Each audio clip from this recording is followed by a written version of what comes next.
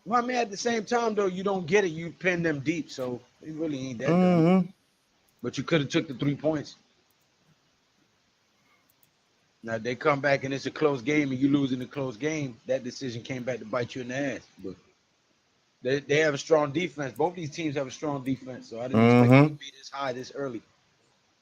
I thought this would be like the score, the end at the score at the end.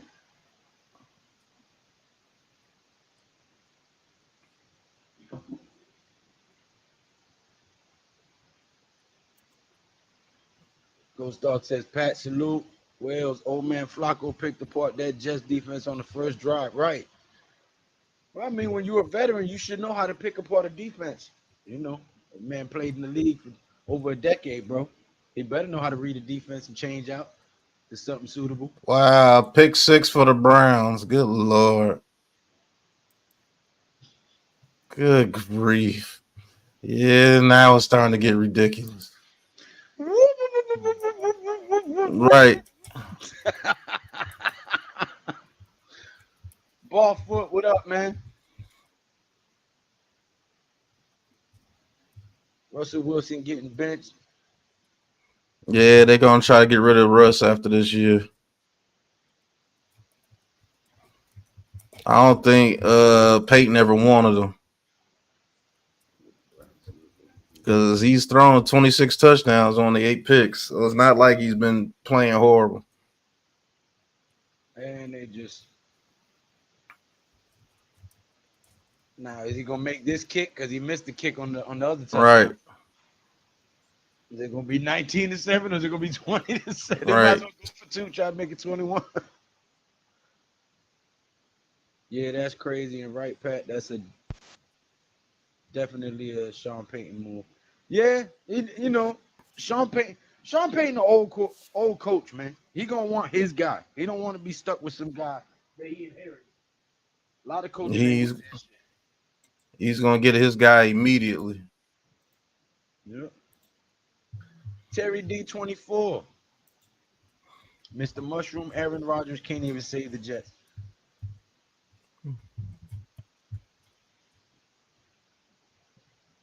Question is who's gonna make a move for him? Some people say in the Falcons. For Rodgers? Oh, for Russell. For Russell Wilson. Shit. Russ might be done, man. Nah, he'll get picked up. He ain't going to make nowhere near the money he was making, though, I'll tell you that. He's gonna be a veteran to help coach up some rookie. Get some rookie up to speed.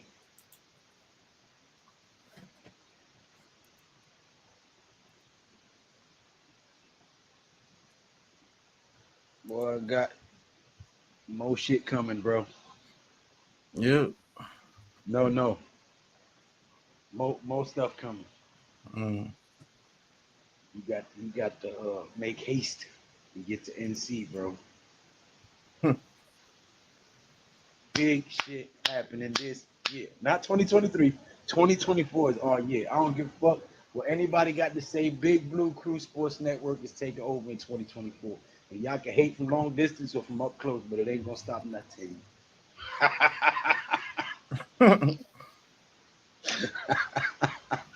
Woo!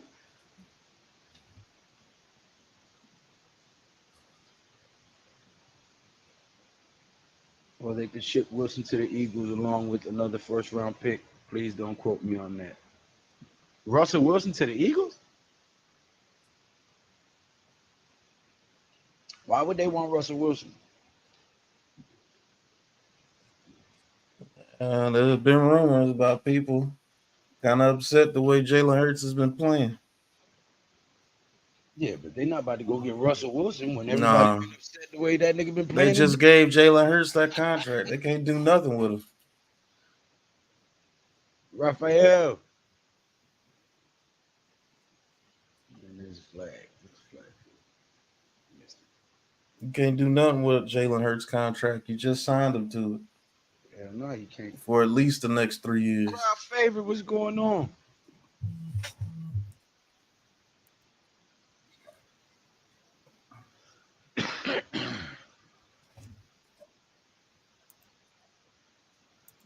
meant for backup. I mean, they aren't using Mariota all that much.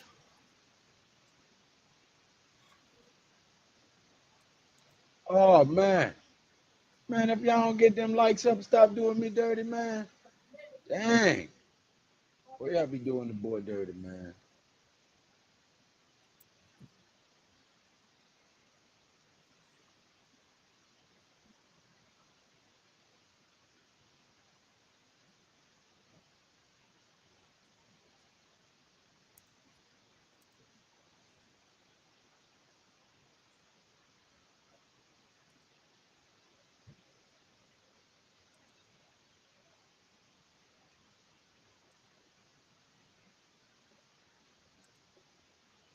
What's your timestamp?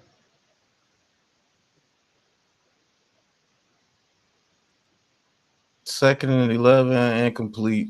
55 seconds. Hey, I'm a whole minute behind.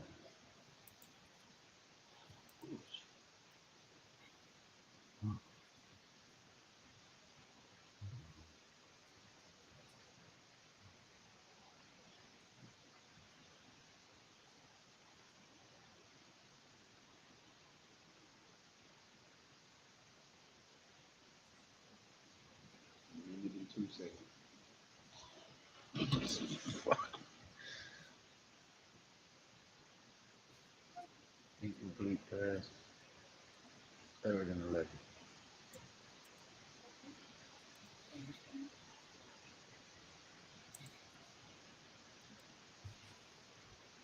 $55 seconds remaining in the first quarter. Third and 11. Quarterback for the Jets is horrible.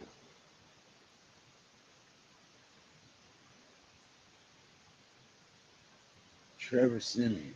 Jesus Christ. What happened to the Jets? Yo. Oh, yeah, the Jets going all the way this year. Just as bad as we are. As far as the draft goes, give me OSU. Yeah.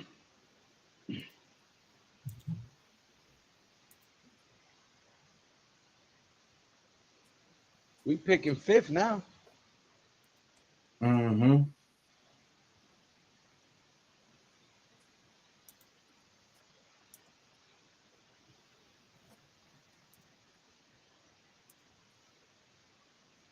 Quick pass down to the right. Over the middle, past the 40. And he'll get knocked out of bounds at about 43, 42-yard line. Oh, and they keep the clock running. You did all that running to get out of bounds. You should have picked up the yards. You know they were going to stop the clock in the first quarter. Yeah. Touchback. He threw a pick. He threw a pick. No, I said touchback. It's a Yeah, punt. if he catch an interception and fall in the end zone, it's a touchback. It's a punt. I was about to say, boy, that nigga threw another. This motherfucker's horrible. Get him out of there, coach. Throw a pick on a punt. Well, I'm not there. I was on third down. I'm just saying, you throw a pick on a punt, boy. That's bad. The Jets are a cursed franchise. Yeah. Do I really think if Saquon had a true fullback in the backfield with him, Saquon would make more noise this year? Man, if he had a decent O-line, he would make more noise this year. But yes, he would definitely make more noise if he had a fullback there. Just need somebody that can block. Right. Good grief. What happened to them was they put their eggs in Aaron Rodgers' basket and it backfired. Womp bag doodle. They are bad as us. They be having nothing to look forward to. Deception was going on, says evening fellas. Well, it's a consequence of Joe Namath saying he made a deal with the devil to win that Super Bowl.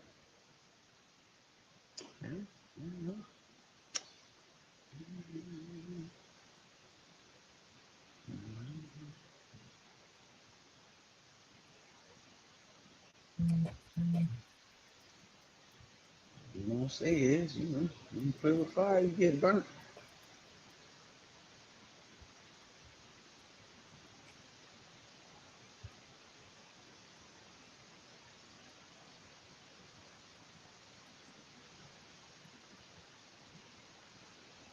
All right. Try that shit in real life on the ice and watch what happens to you. Oh, dumbass. Try that shit for real. Be laying out this. Shit. You ain't lying. Go ahead. Be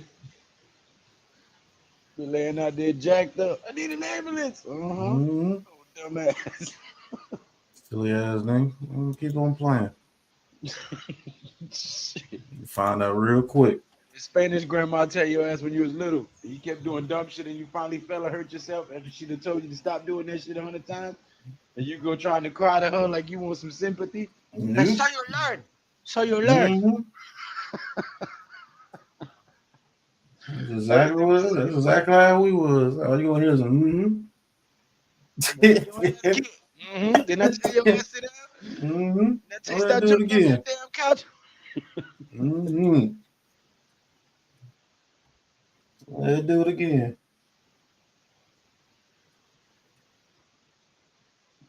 All right, forward up the middle for about 4 yards. And David and Juku been going crazy. Killing him, bro. Well said in the beginning of the stream, he said David and Juco killing him for NYJ's fantasy.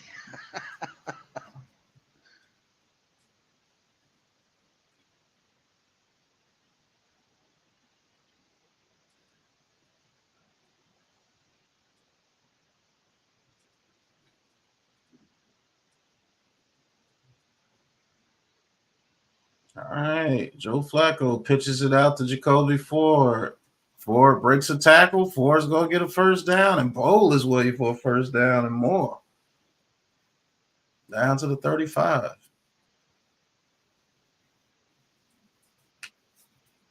Boy, fast, man, to be as big as he is, though. Yeah. Remember, we wanted him from Cincinnati in the draft. Remember that? Well, I did for Barkley's backup. They got him in the 5th round. Oh, no, I was looking at the replay of Njoku's joint. Oh, That motherfucker fast. yeah. He's huge, bro. Pause. 1st and 10. Oh, that might be offsides.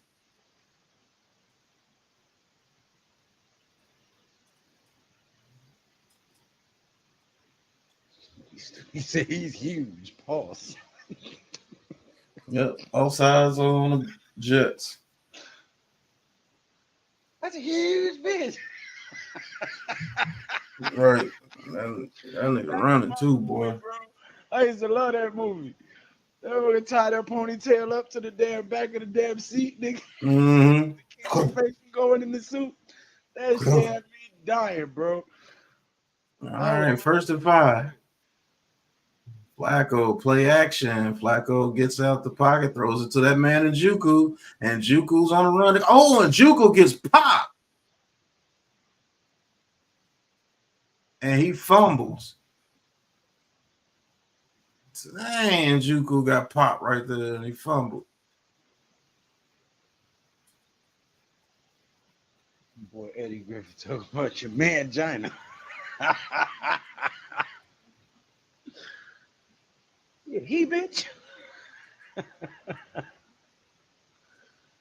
Oh shit! Yeah, I seen it now. God damn. That hurts the DraftKings.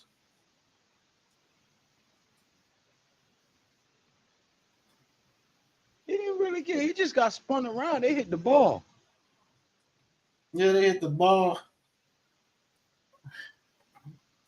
All right. Jets 1st and 10 after the turnover by the Browns. Ball is snapped.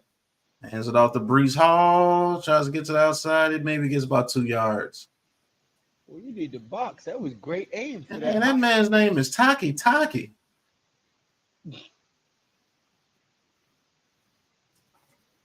Boy, I bet he like that Cardi B song.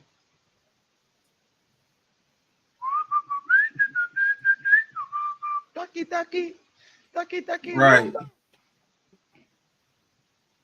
All right. 2nd and 8. Jets. Trevor Siemian on the center. Ball is snapped. Siemian throws it deep over to Garrett Wilson. Oh, what a. Oh, it's incomplete. I thought that was a catch. DDT'd himself.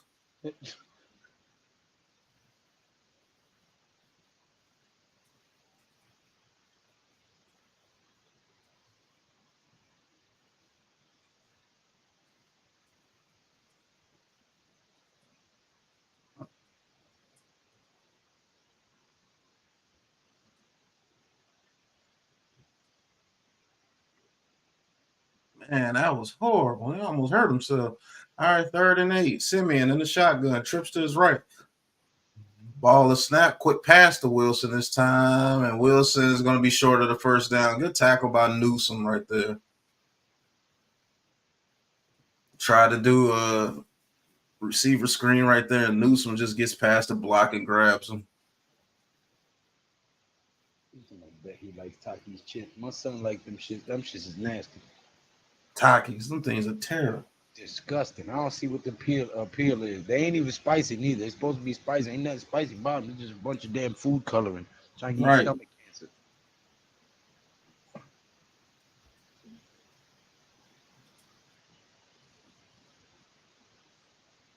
All right. Oh, this punt is trash.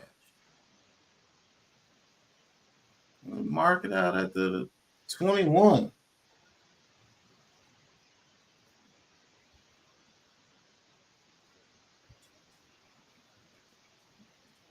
You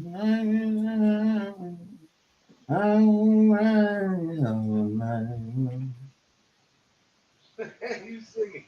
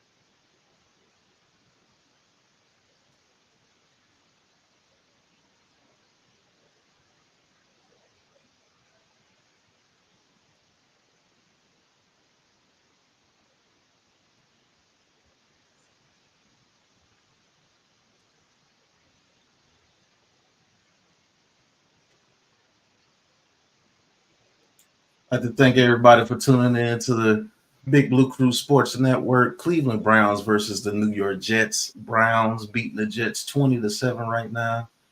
So we'll see how this game goes. Browns have the ball back. See if they can go up 3 scores on the Jets.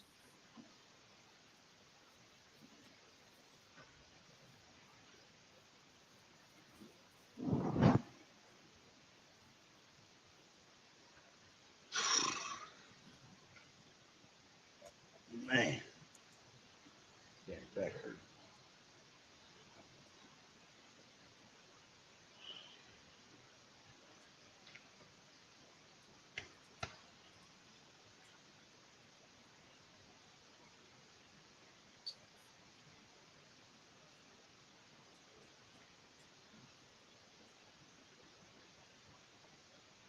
You heard from NYG 22? You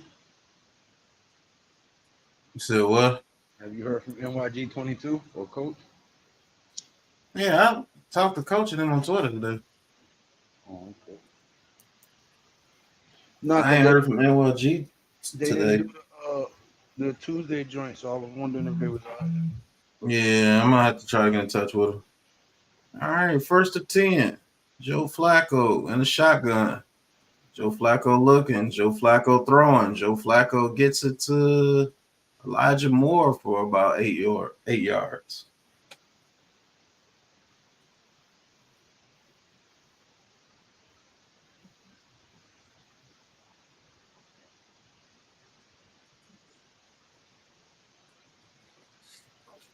Still got an arm though. Yeah, Joe can still throw it.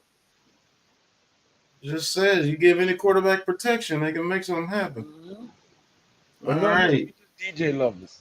Mm-hmm. All right. Joe Flacco throws it to Elijah Moore, and he gets maybe a yard. So you're looking at 3rd and 2. 3rd and about 3.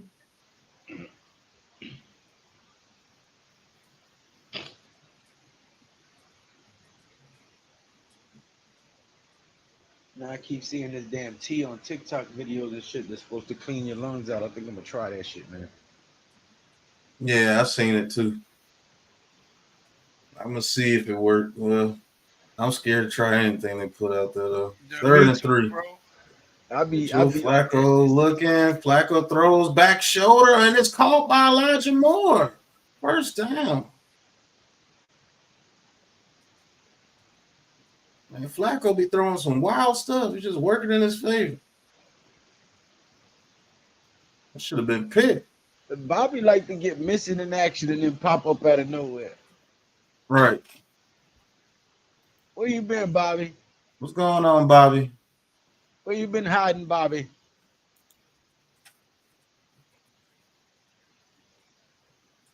The Browns 09 that good. They can give old man Flacco all the time in the pocket. All right, Flacco under center. Ball is snap, play action. Joe Flacco looking. Joe Flacco's going to throw, and Joe Flacco's going to complete. Get up and run. Nobody touched you.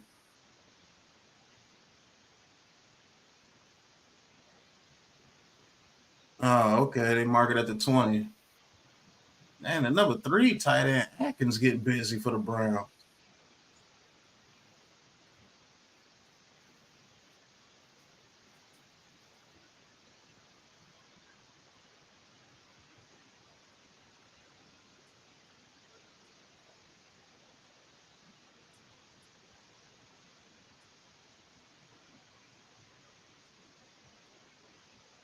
All right, Joe Flacco and the shotgun. Ball is snapped, hands it off to Pierre Strong.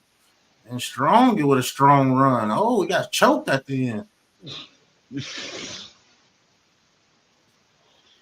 Gain of about 4. There's no clotheslining in football. Right.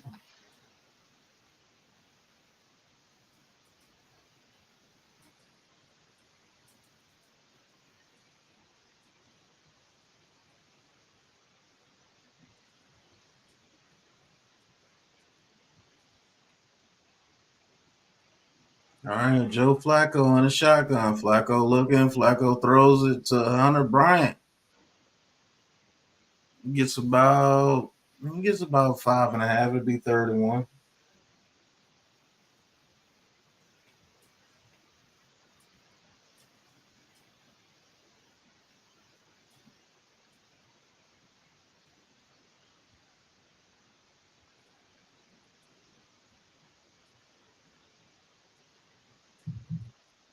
Oh, Deshaun Watson sitting on the sideline. All right, 3rd and 1. Kareem Hunt in the game. And Joe Flacco with the sneak, and he gets about 3 yards on a quarterback sneak. Yeah, Joe Flacco look like he still got just a little bit left of the tank.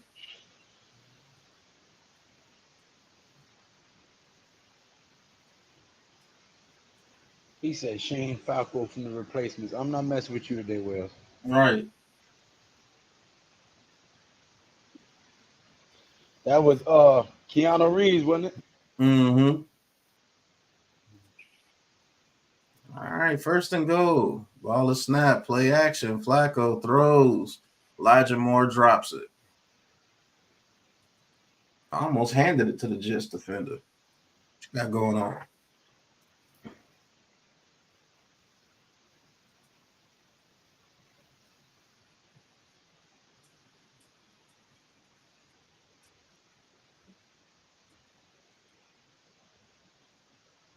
Round of applause.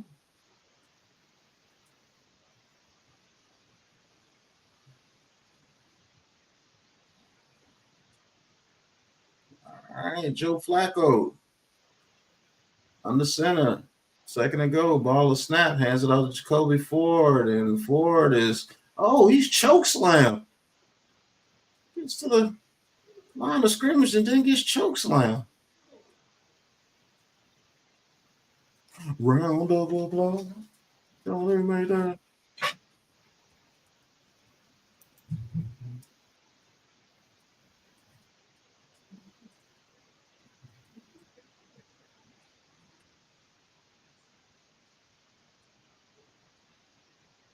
Bush, Bush, Bush, Bush. All right, Flacco, third and goal. Ball is snap. Flacco looking, throws in the end zone. It's caught by Elijah Moore for a touchdown.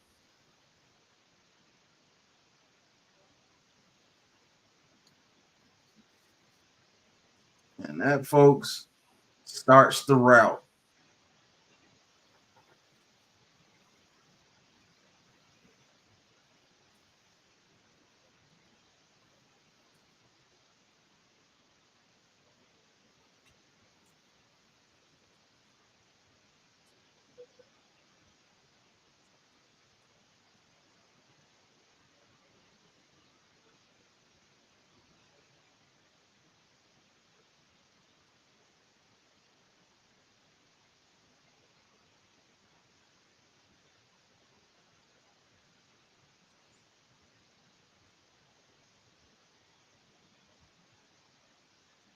Twenty-seven to 7 Browns all over the Jets.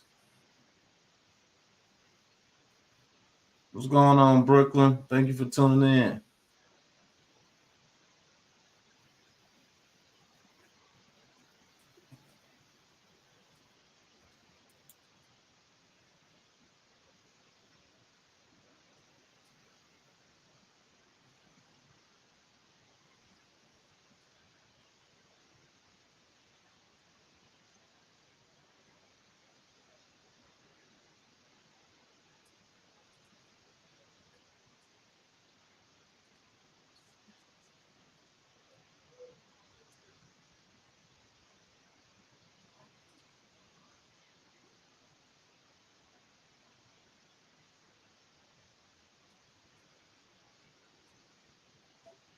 All right, I'll be right back, guys.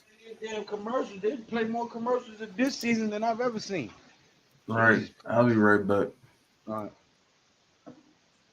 After these messages, we'll be right back.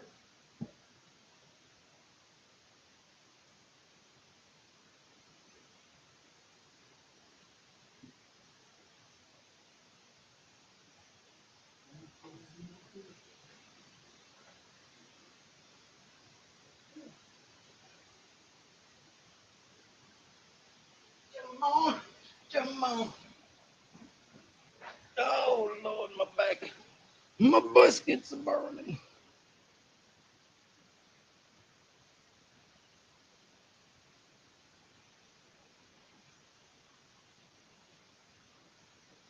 He said the Browns are going to be calling me next week looking for a Welsh kicker. Brooklyn Sanders, what's going on? The kicker was wild. The Jets are pathetic. Where's the D? Where's the offense? Pause on where's the D? They ain't putting up much of shit right now.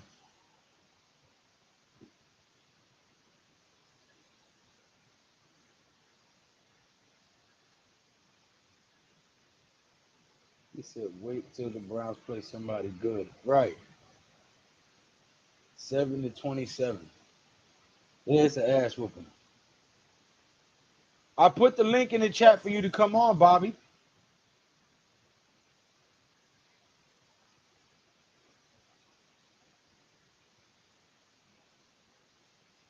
But not for long, because we're just going to we're calling the game. We're not having a bunch of discussion.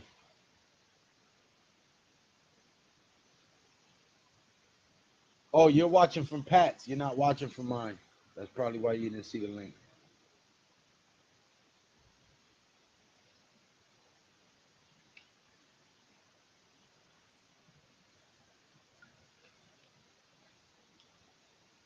That's how I know they keep unsubscribing people from my channel. I bet you're not even subscribed to my channel anymore, Bobby.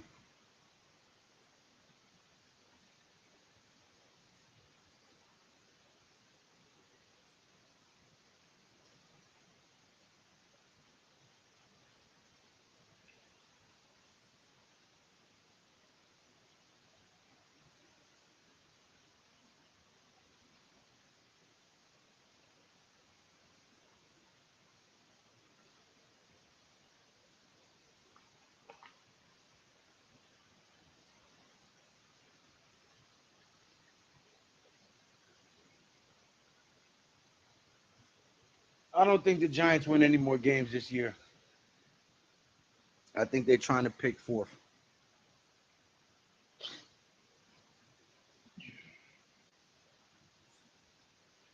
My question is, who are they trying to pick fourth overall? Are they going for a quarterback? Are they buying the hype? Or are they going for Marvin Harrison? Are they going for an edge rusher? There's so many needs that we need to address. It's kind of hard to pinpoint what Joe Shane is thinking.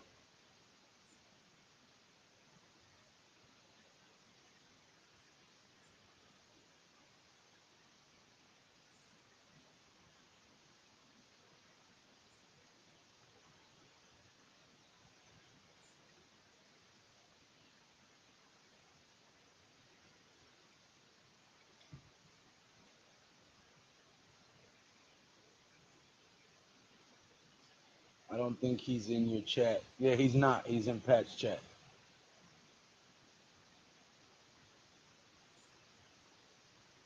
Big Blue, what is your channel again?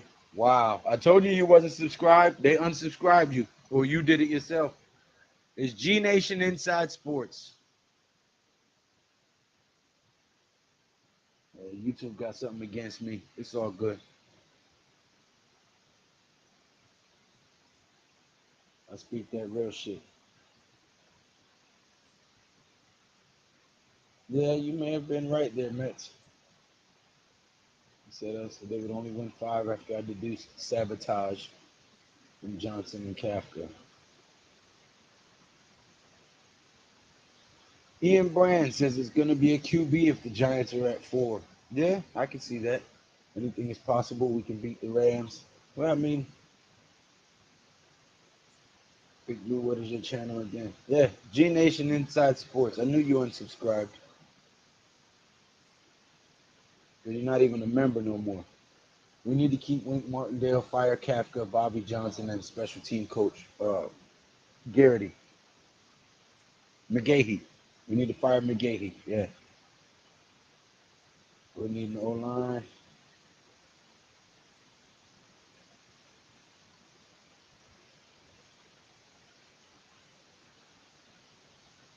There you go, Bobby. Wells put the link right there for you.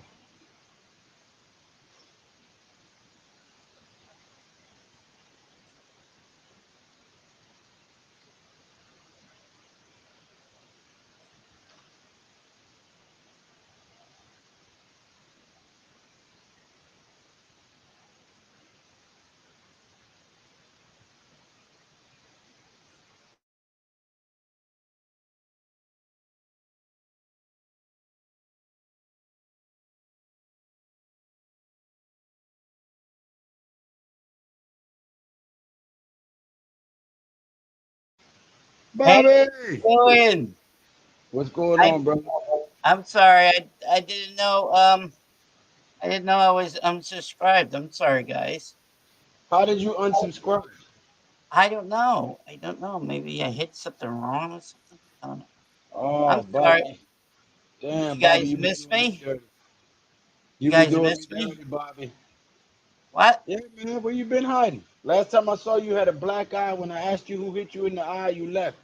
How's my eye doing now? It ain't black no more, but what happened?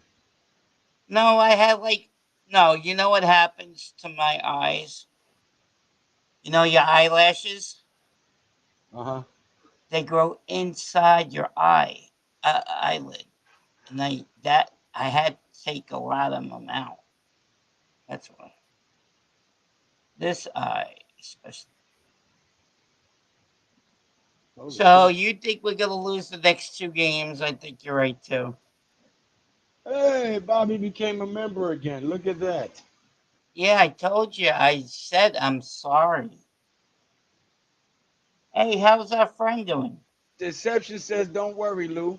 YouTube has a vendetta against sexy people. Ah, how's our friend doing, Big Lou? Who's our friend? From New York. We're all from New York. Which friend who are you talking about? The guy who comes on and Joe. Joe, I think his name is Joe. Joel's all right. He's healing up. Oh, good. What happened now? He's in the hospital or something? No, he's rehabbing, trying to Oh, walk he's again. still okay. I didn't know. Okay, I'm sorry. Hey, what happened to the guy in Texas? Where is he? He's coming Jay out. Lay, he's still around. Yeah, I Yeah, hope he comes in. we're I all like still the. here. Well, this game's a blowout. You still announcing the game? Yeah, All right, I'll be quiet. 2nd and 1. I'll First and shut the 10 hell now. up. I feel bad for my brother. Say what now? I feel bad for my brother. He's a Jets He's a fan. Jet fan. He is a Jet fan, yeah. Well, I have no sympathy for them. They beat us this year. I know. Oh my God, that was a horrible game, Yeah, right? we went to that damn game. You Oh didn't no, show you up, by did. the way. You were supposed to be there. Yeah, but something happened. I couldn't go. Next time we'll go. Next year I'm going definitely. So you happy I'm back? Why do you sound like my ex? My ex? No, you said where have you been for a long time? I know it's been ages.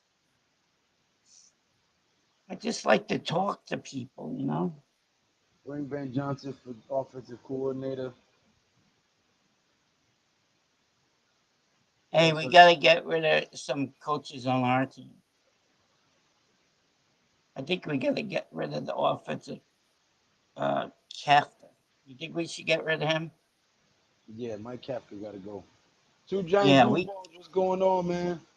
Oh, who's gonna be our offensive coach if he leaves? Who you want? I don't know, but I want Kafka gone. That's for damn sure.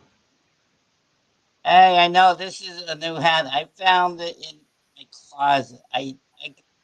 Well, this guy on another channel was gonna buy me. He brought me a Yankee hat, new Yankee hat. Oh yeah. He. Do you ever hear of Jake Asman? Who?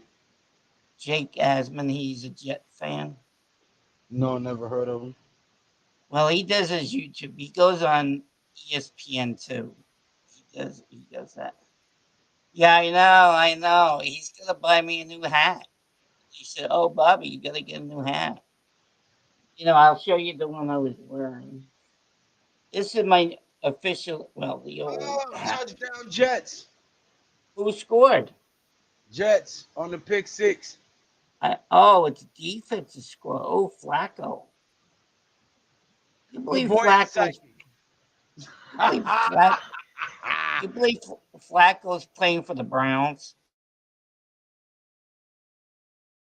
You know who really has to go for the Jets is Joe Douglas and that offensive coordinator. What's his name? Hackett. Hey, do you remember this hat, guys? Lou. Lou, you still there? Yeah, I'm here. I was looking at the replay. That shit was crazy. Oh, I'm sorry. Pick This is my six. old Jones in the hat. second. You see my old hat? Yeah, the Babe Ruth hat. Yeah, that's it. Yeah, yeah. Somebody told them somebody told them in his chat that he should buy me a new Yankee hat. So supposed to get one in the mail soon. Yeah, I know. Hackett stinks. Oh God. Yuck. Hey Lou, you're a Met fan, right? I'm a Yankees and Mets fan. I'm a Yeah, Bronx. I like them both too. I'm, Yeah, I'm from the Bronx, so I'm naturally a Yankees fan. But my mom was a Mets fan, Yeah. And when she passed away, I started pulling for the Jets as Oh, well. I'm sorry. As well. So I didn't know your mom died. I'm sorry. my mom died when I was a kid, bro. Both my parents. Oh, I'm sorry. Do they live in Queens or something? No, we're from the Oh, Bronx. they all lived in the Bronx. Yeah. So she was a Met fan. Okay. Yeah, How long ago was this? fucking 80s, bro. Oh, back in the 80s. Wow. Did they have cancer or something? You're asking too many questions there, Bobby. I'm sorry, Big Lou. I'll behave myself. You are. I'm just With not the, with telling the whole world my life would, my life. oh no, we could talk in private. Most Hey, of my family were Yankees fans from you Brooklyn. guys have a Discord channel? No, I do not. Oh Maybe, no, okay. You maybe I need to should do make a something like that. Discord channel too. Bobby, are those your Christmas presents stacked up behind you? What? Two of them are. I got a waffle maker and you make grilled cheese. No, what is that other sandwich called? You squish it. What's that called? It's a sandwich. What is that called? Grilled cheese? Well, it's like a panada. Bobby, Hey, Big Pat, how you doing? what's going on, Bobby? You miss me? A Monte Cristo? Did I miss you? You always do this, Bobby. See, he just said the same shit to me, and I was like, hey, wait a minute. Hey, you drink Coca-Cola instead of Pepsi? Right. Tell him, Bobby. Pepsi's the only Pepsi. way to go, brother. What is wrong with you? Yeah, I can't drink that anymore. That's my favorite right there. Pat, you disrespectful. Pepsi, Come Big on, hit Pat. the I'm Coke. sorry. Oh man. I'm sorry. We all don't make all the right choices. Good I grief. know, but a lot of people like Coke. You know, you can't put that thing. But Pepsi has more bubbles. Tastes better. So, Big Oh, Pat, you like football? You like baseball at all? Big Pat, you like baseball? do I like baseball? Yeah. Not really. I'm a Cubs fan though. Oh, I do. Oh, yeah, I like the Cubs. But didn't they get rid of their players this year? Yeah, we win a World Series every I 108 know that years, was but good. I love when that was a yeah, good one. They needed to win. They haven't won it since I don't know. yeah, we get a World Series every 108 years. Right. Yep, that's Oh, the true. Cubs? I was just Last glad. time, last time they won this, it was some guy with a pig or something. Yeah, they could have won the World Series. Something happened way back when. I I don't mean, see it. I I don't think see we that lose the happening. next two Giants games, win man. against I'm the being honest with Rams. you. I I think don't we see lose. that. hey, like Bobby's a member of the Blitz Squad again. Yeah. Yeah, I'm sorry, guys. He was It's been a while. unsubscribed. He was unsubscribed as well. I know, but Wow. I hit the wrong button or something. Or they unsubscribed you. Maybe they did. I don't know. I'm sorry, Hey, guys. Bobby, so you leave me for Lou? I got you. Well, you didn't answer me on your channel. I'm like typing in, and then you leave. Now I'm talking about as far as a member. You're not a member of my channel anymore. Okay, I'll go back and do Oh, that. you I'm left sorry. us both alone. You cut us both off. Oh, hmm I Oh, the don't know. Jets It's scored again? what did we do to you, sir? I don't know. I didn't. I sometimes I'm stupid. I don't know. Oh, don't say that about Don't yourself. I'm say back. that. I'm back though. Oh, What? Yeah, I'll behave myself. yeah, his head got drove into the ground. Good Who's grief. that? He was Elijah flailing Moore for his the arms and Jets. shit. Oh, Yeah, he used to play for the Jets. He plays he's for the hurt bad. Browns now, I right? mean, for the Browns, I mean. He used to play for the Jets, right? Hey, he's got concussion protocol for sure. His hands were just shaking while he was laying there. Oh, that's not good. Who scored a touchdown for the Jets? Oh, Johnson Jr. Johnson the second with a pick six. oh yeah, it's deception. Oh, the Jets got a pick six. Good Lord, Joe Flacco. The I'm lineman happy batted it that the up to Browns himself. picked up Cooper. You know, The lineman batted it up to himself, caught it, and ran it in. why didn't the Giants pick up Cooper? You know, why they didn't pick up Cooper?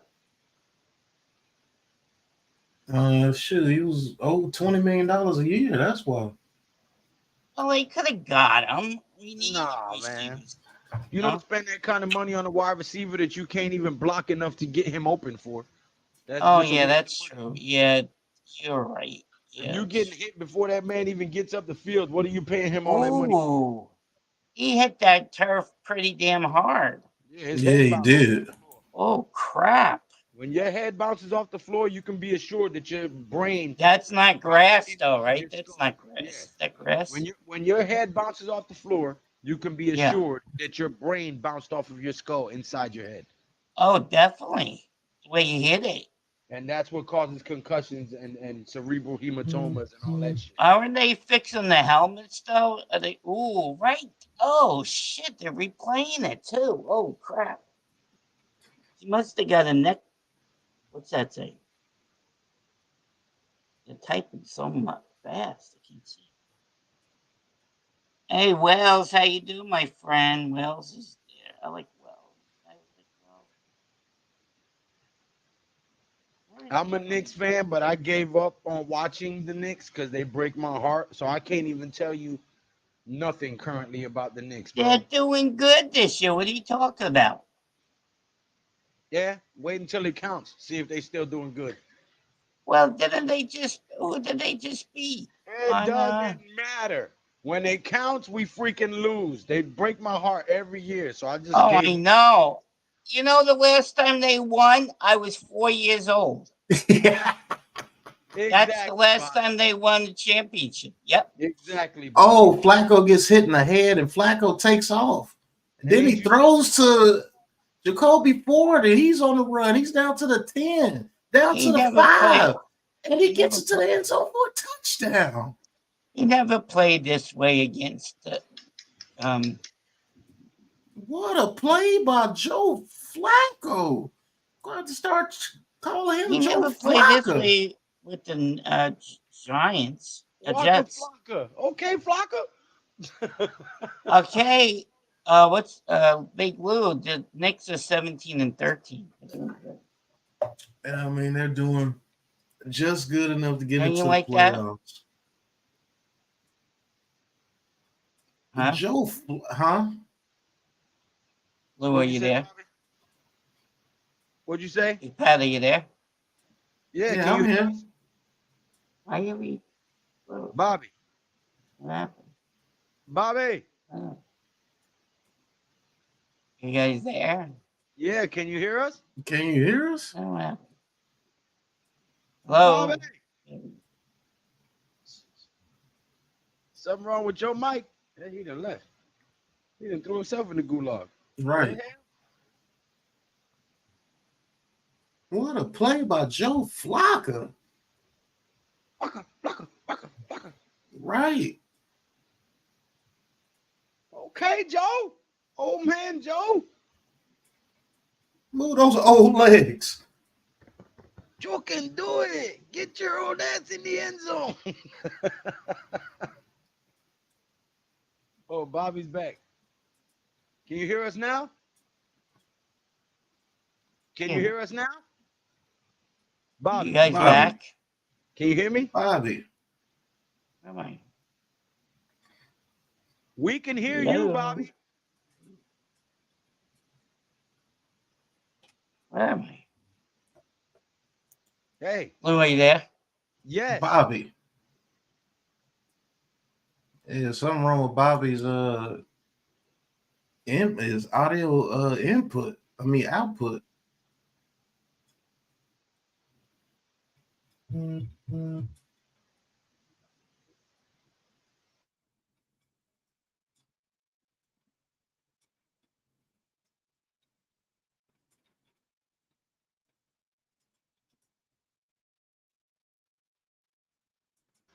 He is needy, asking if y'all miss him after he unsubscribes. LOL.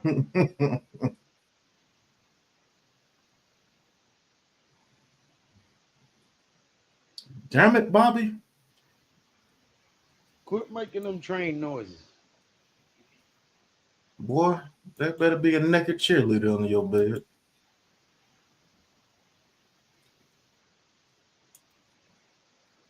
He said, I've been in the gulag waiting for halftime. Nobody told you to put yourself in there, In the sir. gulag. But since you're there, to everybody that said what's up, that's on Oh, am I lockdown. back now? Hi, guys. Can you hear us? Yes, no, I don't know what happened. You hear me before?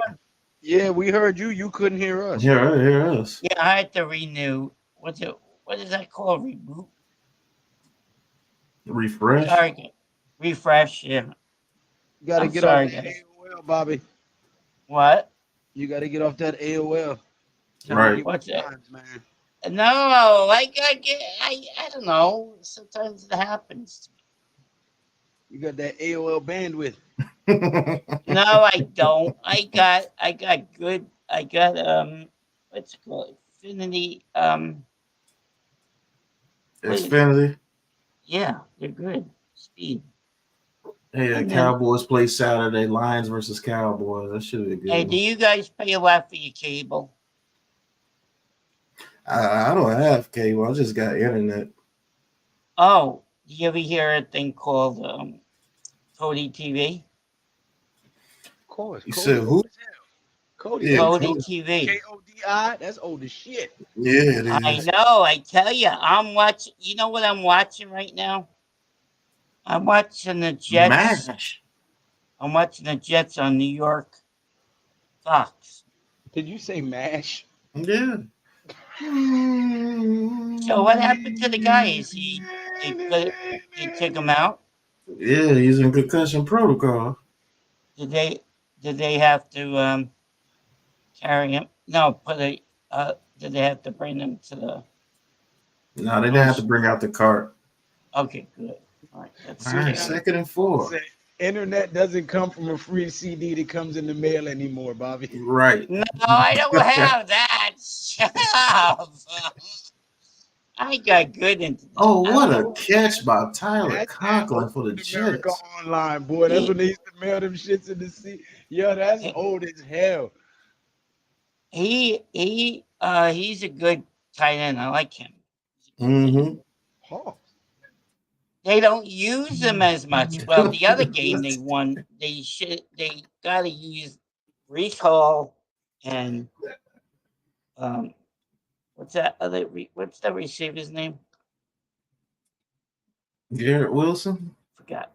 Who did it? What's the receiver they have, guys? Who, the Jets? What's the receiver, you guys? Bobby, hey guys, can you you hear ever us? hear a show called Morning Brew? Yeah, I've heard Morning it. Sports Brew. Mm-hmm. Lou, are you there? Oh, man, you're going to have to refresh Lou. again, Lou. You can't hear me again? Hey. Well, this is crazy. Yeah, I don't know what's going on with Bobby. Bobby, your internet It's is older ass. than you. Right. That's pretty Your damn internet old. is not working, sir. Señor, you need no internet.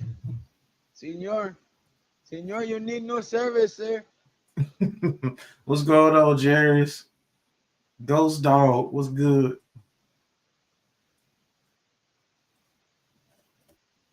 Shit used to wake the whole house up logging in. Right. Mm-hmm. I'm back. I'm back. All right, 1st and 20. Jetson shotgun throws, completes. Oh, what a good play by Gibson. And he What's gets the other about receiver they have, 15 guys? yards. Garrett Wilson. Yes, yeah. Mhm. They don't use him and Brees Hall like we don't use on our team. We don't use Barkley and we don't use Hyatt. What? Hyatt. Yeah, Hyatt. Yeah, man. Why can't they throw it to Hyatt? God, man. I have no clue, Bobby. I don't The know. world That's why we may gotta never get know. rid of. That's why we gotta get rid of what's his name. Gotta get rid of him. Mike Cather. Who are we gonna get in place of him? Who do you want? Is anybody out there? Anybody that knows how to get somebody and block. Well, definitely we don't need Hackett. We know we don't need Hackett. It's fired. He's a All right, good just comer. trying a 46-yard field goal. Oh, well, he's a good kicker. Yeah, Greg the leg, kick is up, and it is good. Well, he used to play for the 34-17. Dallas Cowgirls too. Mm-hmm. 34-14. Holy crap! Like, oh my god. Oh god. Poor my brother. And did you guys ever hear a show called Morning View Sports Mm-hmm. View? You did? Mm-hmm. With Jigga and Ellie Jet. You ever hear them? Did I ever get it? No, did you ever hear of them? Jigga and Nah, I ain't never heard of it, man. I ain't never heard of it. yesterday they were on yesterday, right? They couldn't do. You could come on and talk, well, they talk about the Jets, but they like me to talk about the Giants too. So this girl on yesterday, they had these 3 people on yesterday, but they couldn't have panel because they had to do something. Why, Clip? So You're too close, man. Right. She was. All right, Bobby, you're go do my halftime show. Well, Who's that guy? halftime smoke. Hey, what's going on, Drew? Ain't seen you today. Hey, Drew. what's up? Who's I this saw guy? the link. Let me pop in real quick and say hi to You see everybody. how they Who are doing? you? You see how they doing your boy on Twitter? Which one, my boy? Me, What are they doing? man, they trying to kill me on Twitter, man. I got a post. It's over 100,000 views, bro. Because I said, which one? I posted the stats about Lamar Jackson and Daniel Jones. Oh, And people say Daniel Jones is not an NFL quarterback. But I said, what if I told you that him and Lamar Jackson only have 2 seasons for throwing 3,000 yards, and they both only have 1 playoff win? Right. And they do. yeah. But everybody try to turn and say that I'm saying Daniel Jones is as good as Lamar Jackson. And you're not reading the post. Listen, Hey, I if you got just a want to question see for you. the most horrible part of the society as a whole, just go to Twitter. Yeah. I got You a praise one question, man guys. and spit vitriol to the other man, and they have damn near identical stats. Right. Yeah. Hey, is it true that we could have had Allen instead of Daniel Jones that draft? Well, yeah. Josh Allen was available. I think he was the pick right after us. Yeah, and then they But took Josh him. Allen, the edge rusher, not the quarterback, to be clear. Oh no, couldn't they get Josh Allen, the other guy? Well, Josh Allen was the Saquon Barkley draft. Oh, okay, I got that mixed up. Okay, I mean, somebody correct me if I'm wrong, but I'm pretty sure I'm right in that. No, I think you are right. I'm wrong. You're right, because everybody was thinking we was going to get quarterback, and we picked Barkley second overall, and everybody lost their shit. You're right. Yeah. Right. Oh, no, the worst one still is when you hear Gettleman, and for all the things that I disliked about Gettleman, this is probably the biggest thing that pissed me off when he said this. I ran to the podium. Like, take the goddamn call from the Jets, who want, obviously, Sam Darnold. Right. Get something. Ooh. Hey, who are you, sir? What's your name, Drew? Huh? My Your name is Engelbert Drew? Humperdinck. No, your name is Drew, right? Engelbert Humperdinck. No, I never met you before. Were you in New York? No, he didn't. He said true love. You're from New York? Huh? Are you from New York? No. Where you Jersey from? boy. We're not doing A&E biography like you tried to do with Lou here. Come on. All right, you're close to New York. Okay. I come from a small town. That's from the movie Princess Bride, right? You're funny though. I like you. You're a nice guy. Drew. What? I like your microphone. Hold up, Bobby. That was from the Princess Bride, right? I wasn't even trying to go there, but I'll go with it. I love that freaking movie. You kidding me? Yeah, Andre the Giant. Oh, you know what? No, he's actually a lounge singer from the 70s. I always thought he had a cool name. Yeah, no, I know who it is. I used to always joke around with 2 things to people to mess with them. I used to tell them that my name was Engelbert Humperdinck, and I used to always tell them I'm colorblind, because how are you going to prove me wrong in that? Do you ever see the show Roseanne? Roseanne? I think everybody's Yeah. seen that show. Do you remember when Becky and her friend got drunk? Which you got to be a little more specific on that. Seriously. She made Everybody tornadoes, loves remember? And they Becky, got drunk, and then they were talking about the guy you just Bobby. brought up. Bobby, What? everybody loves a drunk Becky. Don't you worry. No, the show, the girl I brought know, up I the know, guy I he know. just mentioned. Now, I the know. big thing is which Becky? There's two Beckys. Oh, right, the first one. Yeah, that's true. Now, I got to go second one. Got to go Sarah Chalk. No, I like the first one. She's hotter. She was good in Scrubs, too. Oh, I remember Scrubs. Yes. Yeah. She's All a right. good actress. We are not talking about Roseanne. This is a sports channel. Stuff. I know, but he just brought up that name. That's what brought me to the. I'm Real sorry. quick though, Bobby, I got a couple of questions here for you. I just need your social security number, your mother's maiden name, and the street you grew up on, please. I grew up on 7313. No, I was in the Bronx. I was born in the Bronx. Then moved to Queens. But Drew, you're a pretty funny guy. I like you. Hey, you gotta have a little fun in life, you know. I like your microphone. Thank you. Rode Pod mic. You look professional. Oh, it looks to me deceiving. Trust me on that. Well, I think Big Lou looks professional too. He got his studio all fixed up too. Right, Lou? I try to keep my camera off because I don't want to turn people away with this ugly face. You are a great. Look at me. I'm ugly as. Wait a minute, crap. sir. We do What are not you condone talking about? that stuff here. I'm ugly as crap. What are you talking about? And I still come on. I'm butt ugly. Whoa, pause. All right. Okay. Now, it is halftime here. We're watching the State Farm halftime show there. Look at there. Damn, I forgot his name. Richard Sherman with the plaid rug. Sherman, he's good. Didn't he used to play for the Eagles? Why his wrong bird. No, he played for the Seahawks. Oh. He was in the Legion of Boom. Oh, right. Yeah, that's right. He was funny. Yeah, I remember. It was Chancellor, Bobby Wagner, him, Walter Thurman. Right. They played. Do you remember when they played the Super Bowl? That was awesome. Tough defense. When the first play on what's his name, Peter Manning, he drops the ball over his head. Oh, that was awesome. Hey, do you know the guy Fitzpatrick? He looks like Santa Claus, doesn't he? Do you know the Muffin Man? The who? The Muffin Man. Hey, stop muting me.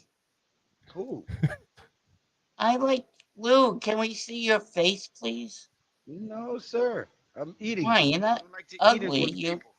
Yeah. I don't like to eat in front of people. It's rude. What's up, Oh, Alex? you're eating. Okay, I didn't know you were eating. I'm sorry.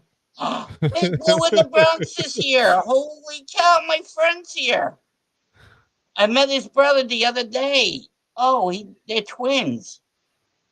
Yeah, we hung out in New York. They're part of the Big Blue Crew Sports Network. Both of them guys. Yeah, what is his brother's name? Yeah, it's Nunya. Nunya Jenkins. Hey, be quiet. He's a nice kid. We talked. I'm from New York.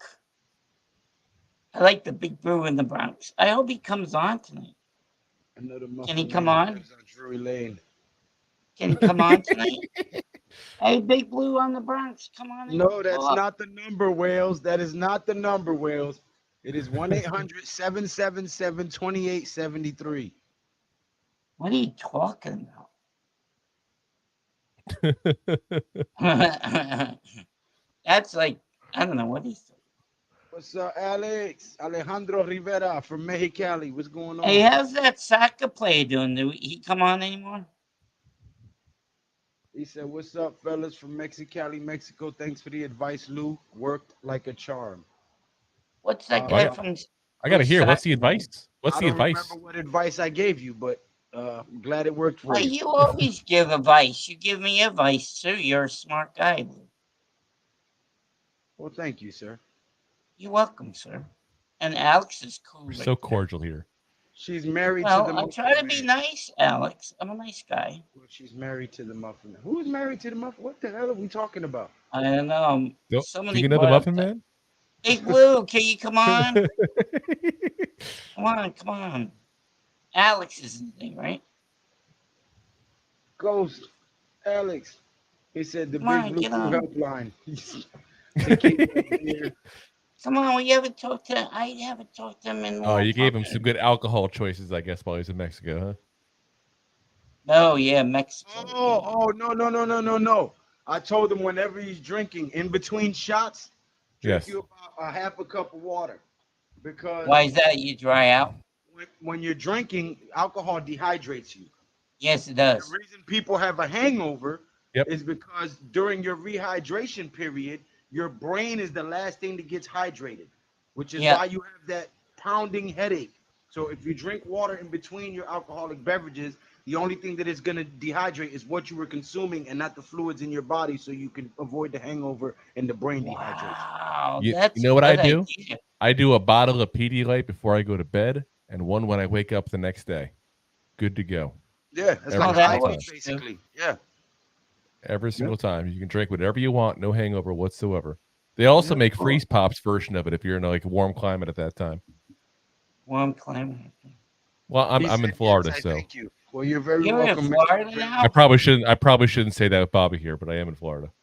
Oh wow, I thought you were in New Jersey. He's creating a file on me right now. Right. No, I Identity just like thief. to know where you Bobby, guys you an from. identity thief? You be doing identity fraud? That's why you be asking all these questions, Bobby? Seriously. No, I'm not that You kind trying of to sell person. my I'm a identity nice to guy. some Dominican dude in Brooklyn? I know Just me and Lou are from the Bronx. Next so thing you know, that's- we're all gonna be looking at our credit reports. Like, what's this Amex card? I don't remember signing up for this card. I don't do that. I just like to know people. I'm a people person. Maybe I get too what's it called? Well, here's the problem here is we're on with who knows whoever's on here, basically. So that's part of the problem, man. That's all. Yeah, You know, it could be I miss the children guy watching. from Texas that should have been on here. Another way to beat a hangover is to keep. No, that is not good advice, Lou. You're trying to get a man cirrhosis of the liver, man. Stop. That's the No, hair you of the want dog. that. The hair of the dog. Yeah. He said, "Lock your doors tonight." Word up, Bobby. You out here putting a profile together on Hey, every. Ghost! I don't even know you, Ghost. Don't talk to me like that. That's because he's a just ghost. playing, Bobby. Relax. He's Okay. going off of the joke that you're an identity thief and you're trying to put files together. No, I just like to ask Yeah, people. you're trying to sell my identity to some Yeah. Dominican guy in the Lower East Side. I know you. I Randomly, don't know Bobby's like, "What's the anybody. name of your first pet you ever had as a child?" No. I'm not that kind of person. Oh, Nah. man. I just like to talk to people. Is that wrong? So on a more serious note, hold on there, Bobby. Are Drew. you guys still there? Yeah. Yeah, hold on, Bobby. What Drew, happened? Yep. do you think if we They okay, mute if me we then. lose the next two games and we end up picking at number 4, Okay. Oh, are you there? what do you think the Giants will do if they're picking 4th overall? Honestly, it depends on what's ahead of them. What's already taken. Okay, But I hate to be so- that blunt about it, but it's and not kind of avoid the question to a certain degree. But let's say, for example, if you got, obviously the big need we have is quarterback. Let's say if 1, 2, 3 is Caleb Williams, Drake May, and Jaden, and at that point, where are you going? Marvin Harrison Jr. See, I'm going to give you the weird answer, and I'm going to say depending on what happens, because I am a big fan of a certain quarterback. Exactly, I trade back because For Penix? Michael Penix is who I want. Yeah, how did I know you was gonna say that? See how You know good what? I am. You see how good I am. I was finishing this man's sentence. Like, Here's my thing, though. Everybody loves to knock the injuries, and I get it, dude. Don't get me wrong. I get it. And it scares me, a guy who had 2 ACL issues for the Giants here. But I actually don't see a problem with that. My thing is, if we pick it 4 and the scenario you said plays out, right? Those 3 quarterbacks go and we're at 4. To me, it's a no-brainer to get Harrison. Reason being, DJ's not a bad quarterback, right? If we fix you and this I will whole disagree there, but huh? you and I will agree to disagree there on that one. That's fine. That's fine. That's fine. Listen, I get both sides of the coin of that. I really do. Yeah, but I look, think I just personally think he's an average quarterback we'll never win a ring with. Therefore, I'd rather just move on. listen, I'm not too far from your position. I don't think he's great. I don't think he's the worst. I think he's exactly. average, Yeah. right? But my thing is, we've seen guys go to the big dance and even get away with a ring with an average game managing quarterback because they had a great defense, a decent O-line, and some pieces. So my thing is Everything we don't have. right. So if we get a Marvin Harrison and then Jalen Hyatt is our number 2 and Wan'Dale Robinson is our slot, now you got 3 weapons, i.e. Saquon Barkley, and you fix this O-line. Now you can do something with a Bellinger and a Daniel Waller. You see what I'm saying? So if you get Harrison, if you get a shot at Marvin Harrison at 4, and you try to get this line fixed, you can do something. Let me put it this way to you, and I get your standpoint. I'm not saying you're wrong. There's multiple ways to rebuild this team. I'm always very big on that. You know that. But when I look at it, look at Puka Nacua as a classic example this year. Okay, obviously the guy came out of freaking nowhere, but he's having one of, if not the best rookie receiving seasons of all time. Correct? Yeah. Okay. Yeah. What are the Rams right now? 8-7. And the reason they're 8-7 right now is because Williams is the best running back in the last 6 weeks. We're going to find out that on Sunday. Trust me, when you see this kid play. 5.8 yards per carry the last 6 weeks. Guy's done 750 yards the last 6 weeks. Killing him. Yeah. But what I'm saying is he's the reason they're winning, not even Puka Nacua. But what I'm getting at is if we trade back in that scenario, and again, it depends on who's available. It also really depends on who they like, because I've said all along, and I'll still stick with this. This pick, or whoever they get for quarterback, is going to basically decide who is going to be, how long Joe Shane is going to be the GM of the Giants. If he makes this pick and does it right, he'll be here for a while. If he misses, he'll be gone in a year or two. But he's got to figure out who he likes, who he loves, and go for it. Whether he's got to trade up to get who he loves, if he can, or trade back because he's somebody like Penix or Bo Nix or somebody that he loves that he can get back later on. He's got to make his decision on that. But me personally, in that scenario, if those 3 are gone, because right now you got the Bears, who I still think will need a quarterback. I'm not a Fields fan either. The Cardinals, who I think will trade this pick to somebody who needs a quarterback. And then you got the Commanders, who also needs a quarterback. So if you got us at 4, I'm assuming that's the order you got it at. And then now we trade back with somebody. We go ahead and get Michael Penix Jr. Maybe get like another second-round pick and a third-round pick or something like that for going back just a little bit there. I'm not saying go back crazy far. No. Now we got some extra picks to go get maybe an offensive tackle, a wide receiver later on, somebody else who can also help. And I posted the results on Twitter. Yeah. I traded back. In that scenario, we was picking 6th overall. And I traded with the Jets from 6 to 7. I picked up an additional second this year and a first-round pick next year from that trade. Yep. And then I went on my second-round pick. I had picked 37, and I traded with Green Bay from 37 to 38, just one spot. And I ended up with 11 picks this year and a pick next year from that. And was still able to get, you move back from number 6 to number 7, you still got a shot at one of the top 10 guys in the draft. Yeah.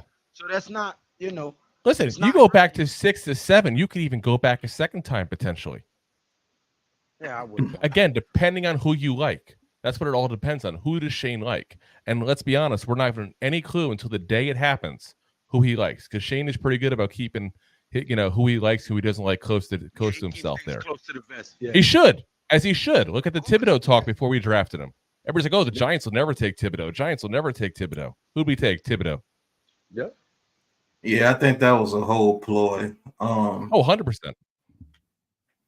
Like I said before, Thibodeau wanted to be in the New York market.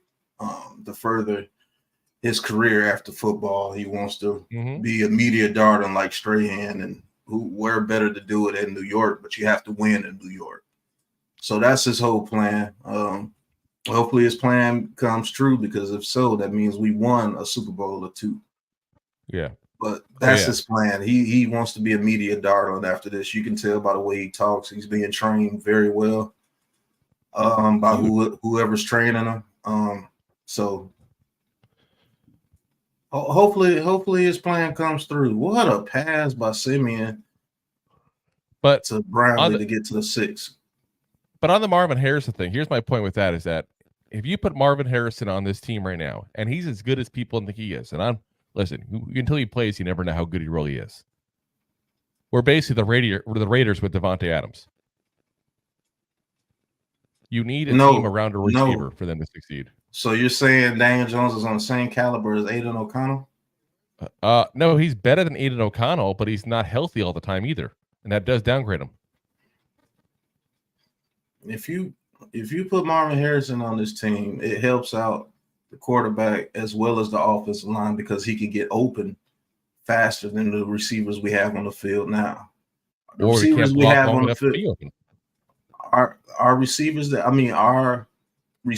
we have on this team now have to be schemed open. We only have one decent route runner, and that's Wan'Dale Robinson. Go ahead. Somebody was saying something? Hey, I wanted to say one thing over here. What about if they get Joe Alt? Can we get Joe Alt? Yeah, the tackle from Notre Dame. I mean, I wouldn't be mad at that, but oh, wait a minute. What am I doing? I would be mad at number 4. If we were picking 4th overall and Marvin Harrison is there and we get Joe Alt, yeah, I'm going to be pissed. How did I do that? I would want a first-round tackle in general. I mean, to me, it's like we've done that twice now already. We need to go ahead and get Mike Munchak already, give him the goddamn blank checkbook, whatever it takes to get him to come to New York, fix the players we got, maybe go ahead and get a couple of guys like a second-round, third-round kind of guy to throw in the mix at that point.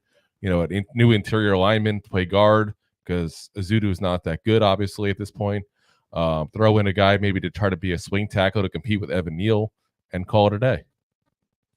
The coaching to me is the issue. It's not the personnel. Yeah. I believe that we're setting our offensive linemen in an offensive line scheme that's not conducive to them. We only have one person that could probably play in any offensive line scheme, maybe 2, and John Michael Smith when he gets a little bit more experience under his belt. But that's Andrew Thomas. I think these other guys are playing like they got these guys pulling, and neither one of these guards are athletic enough. And Neal is not athletic enough to me to be trying to pull either. So I think it is coaching, bro. I think they need to change the whole offensive line scheme. And we're better set for a power running offensive line scheme, to be honest with you. But we don't power run the ball. We try to – I believe they switched the scheme from last year to try to fit what they were doing over there in Buffalo. And we don't have the quarterback to do it like Josh Allen does it over there in Buffalo. I believe he's the best quarterback in this league. Besides, and the offensive line was not good in Buffalo either. Let's be honest with that. Bobby Johnson did do a great job there. And Josh Allen is an alien, as they say. He creates just about the whole Bills offense. I'm just going to be honest with you when you watch the games. Oh, yeah. When they talk about a turnover machine, I'm like, reminds me of Eli. Reminds me of Eli when he used to get turnover machine as well because he was the whole offense. He had to take shots. He had to go for it. Yeah, what's going on, Chris? But somebody like Marvin Harrison Jr. can offset a bad offensive line to a certain extent. Like over there with the Bengals. Every Giants fan wants to bring up the Bengals. Oh, Joe Burrow did it with a bad offensive line. The man had 3 number 1 receivers on there. And yes, Tyler Boyd was a number 1 receiver before T. Higgins got there. Tyler Boyd, T. Higgins, Jamar Chase, Uzma, and Mixon. And Joe Burrow's a very good quarterback. So they overcame the offensive line struggles because they got open so fast. When you look at the film on that season when they were playing, those dudes were getting open immediately, and they were able to run slants and quick comebacks because you had to worry about 3 people. Who you gonna bracket? Yeah, but that's the key. You got to worry about 3 people. If we get Marvin Harrison Jr., and he is what people think he is, because that's still a big if in this scenario. I still always say if when it comes to a guy who's never played in the NFL. If he's that guy, you still have 1 guy, and that's it. So let me rock real quick with you, Drew. Marvin Harrison Jr. Let's say you have to play him like he's a top receiver in the league after about 3 to 4 weeks. Let's say you have to play him like a Justin Jefferson type. You have to try to bracket him. He's not just going to be sitting on the outside. You can maneuver him in the slot. You can maneuver him everywhere, and you have to keep eyes on him. I believe that opens up for Darren Waller if he's still here. I believe that opens up for people like Jalen Hyatt, who I think you can run a slant route with Jalen Hyatt. One-on-one on the slant, he's going to get those a lot because you have to back off of him because of his speed factor. Wan'Dale Robinson could work the middle of the field a little bit better now. You still have to worry about Barkley. So a guy like that, I think, changes the offense just because of his presence. And we haven't had a presence like that in a long, long time. So that changes the way you have to play us. You can't just focus on, hey, we're just going to run the zone and stop the run. No, Marvin Harrison changes that. Back shoulder throws, quick back shoulder throws, everything with him. That changes with him. Now, will it make it to where this offense will explode and just be dynamic? No, but it will help. We won't be as clueless. Oh, it'll help, of course, with someone like a Marvin Harrison. That's just my vision of it. I guess my whole issue maybe on that, and I would disagree, it'll help. There's no doubt about that. But I go to the point of, does it make a big enough difference that I want to use a top 5 pick on a guy when I have so many other holes, including, in my mind at least, the quarterback position? And so I look at going, okay, look at OBJ. We had him. Were the Giants that great with him? No, but we were able to get points with him on the board. Except for we didn't win anything. We didn't win anything with him because we didn't have an offensive line. But just because I pick Marvin Harrison doesn't mean I can't. That's the whole point. Put pieces on the offensive line. We don't have a quarterback either in my mind, though. That's my biggest problem. I don't think we have a quarterback still. Okay. So who do you think that's where it really will come in here and change the dynamic of this team in this draft? Yeah, I think you have easily 4 to 5 guys that could potentially come in here and, again, potentially because they're rookies, potentially be better than Daniel Jones is. And my whole thing is, I look at it from the Giants standpoint of my whole life, we've won 1 Super Bowl every decade I've been alive. That's the standards I hold this team to. And if we're not going to win a Super Bowl with Jones, it's time to move on and hope the next guy is that guy. And if he's not the next guy, we're moving on again until you find that quarterback you can win a championship with. And I don't mean a year or two. Jones has had, enough years at this point here now. He's proven what he is. We're going to year 5 now. We know what he is. He's an injury-prone quarterback that when he puts everything together is an average quarterback in this league. So nothing wrong with that. Not good enough for me in my standards. You know that you mean to tell me you know that he would be just the average quarterback if you put things together around him. So you've seen Daniel Jones. I've had enough time. You've seen Daniel Jones with a half decent offensive line and one good weapon. Have you seen him? No. Have you seen him be able to play with that? No. So how can you? That's what I get. That's what I go when guys make statements like this, because you've never seen him with a half decent offensive line. You've never seen him have a bad offensive line. No, for a good part of this year. For a good part of this year, he did with all the injuries. There was a lot of injuries in that line at the beginning of the year. That Houston Texans offensive line had a huge line. That Texans offensive line has been ranked between 12 and 15 all year long.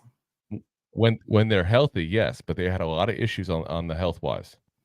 Okay, so when they were healthy, he was balling out, right? But when they started getting hurt, what happened? When they were hurt, he started throwing interceptions. He was still doing good. No, this is the beginning of the year. They were all hurt. No, that offensive line has been blocking their butts off this whole season. That's the reason why he's been able to shine the way he is. When they started getting hurt and they started going down, the offensive line started playing not like how they were playing at the beginning of the year. He started throwing mad interceptions. See what I have to look back at the history of the injuries then, because everything I'm seeing at injuries on them has been beginning of the year. They've had a lot of issues on the injury with Green and others at that point on the offensive line. Let's throw the injuries out. Okay. Were they not ranked between 10 and 15 all season this year? Ranked which way are you talking? The offensive line rank. They have been ranked between 10 and 15 all year long. So it doesn't matter who's out there. They're still hold on. When blocking you say well. when you say rank, how are you ranking them? What ranking are you using? That's The my PFF question. rank, whatever rank they say is out there, PFF or where PFT, whoever it is, they've been ranked between 10 and 15 all year long. So that's where part of the problem you run into is when you're talking offensive line is a lot of the ones people use is PFF, and I've never been a big fan of PFF because I've seen them So rank when players very you high looked that at I the don't like. Texans this year? I've watched a few games there, yes, when the Giants have had, either bye weeks or, off on Mondays and Wednesdays, that kind of stuff, Well, I've called 4 of their games this year, and all 4 of those games, that offensive line was protecting them very well. Now, I will give CJ Stroud this. When it did break down, he was able to get out the pocket and make a play to one of those receivers that they got out there for him. He has been able to do that. Jones showed that he can do that last year as well when they are out blocking half decent, not when both guards and the tackle was giving pressure and looking like traffic cones. That's not happening out there with the Texans, because if it was, he would be looking like Bryce Young right now. Just much taller version. Yeah. That's what happens. What's going on, Coach? Like I said, I get it, and that's why I was saying with Lou before. I get both sides of the coin with the Daniel Jones situation. Don't get me wrong. I don't think anybody is wrong for either opinion on him. It's just I happen to sit on the other side where I'm like, you know what? It's been 5 years. I've seen him with multiple different, teams. Again, none of the teams have played very well. I don't dispute that part of it, but he's been the consistent of those 5 years. And you've had a lot of people go in and out, and he's the guy who's been consistently in there. So at this point, I got to go. You know what? It's a wash. We're moving on. It's time to try someone new. And that is cool. If you want to move on because you just want to see something new, that's okay. But if you turn around and do the same thing that you've been doing, you're going to be saying this about the very next quarterback that you bring in. Oh, he sucks. Okay, let's go get another quarterback. Oh, he sucks. Let's go get another quarterback. No, you suck because you can't protect your quarterback and put things around him for him to develop.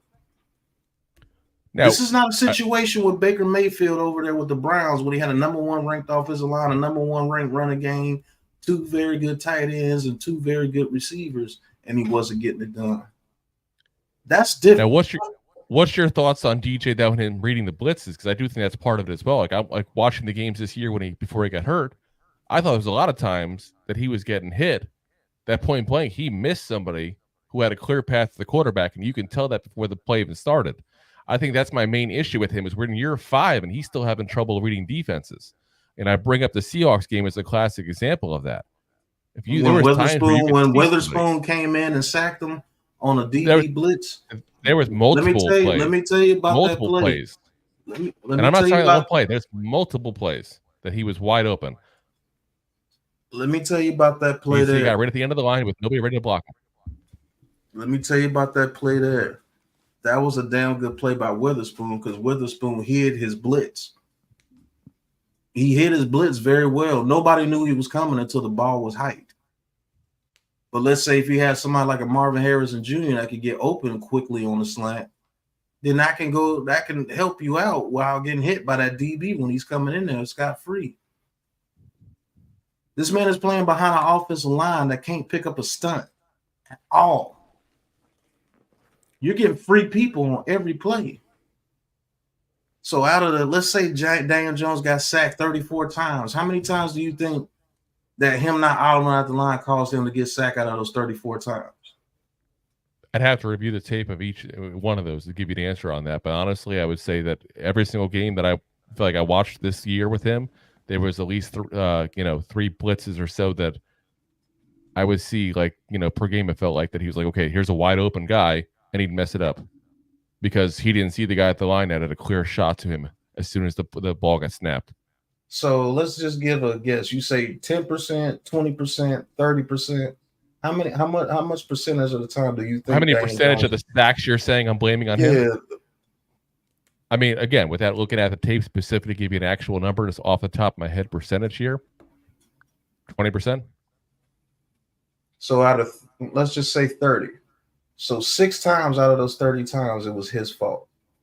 Is that a unacceptable number for you? Oh, listen, if you're asking me if the line's playing good, that's a separate issue. Of course, they play shit this year. So let's just We're say going to agree on that 100%.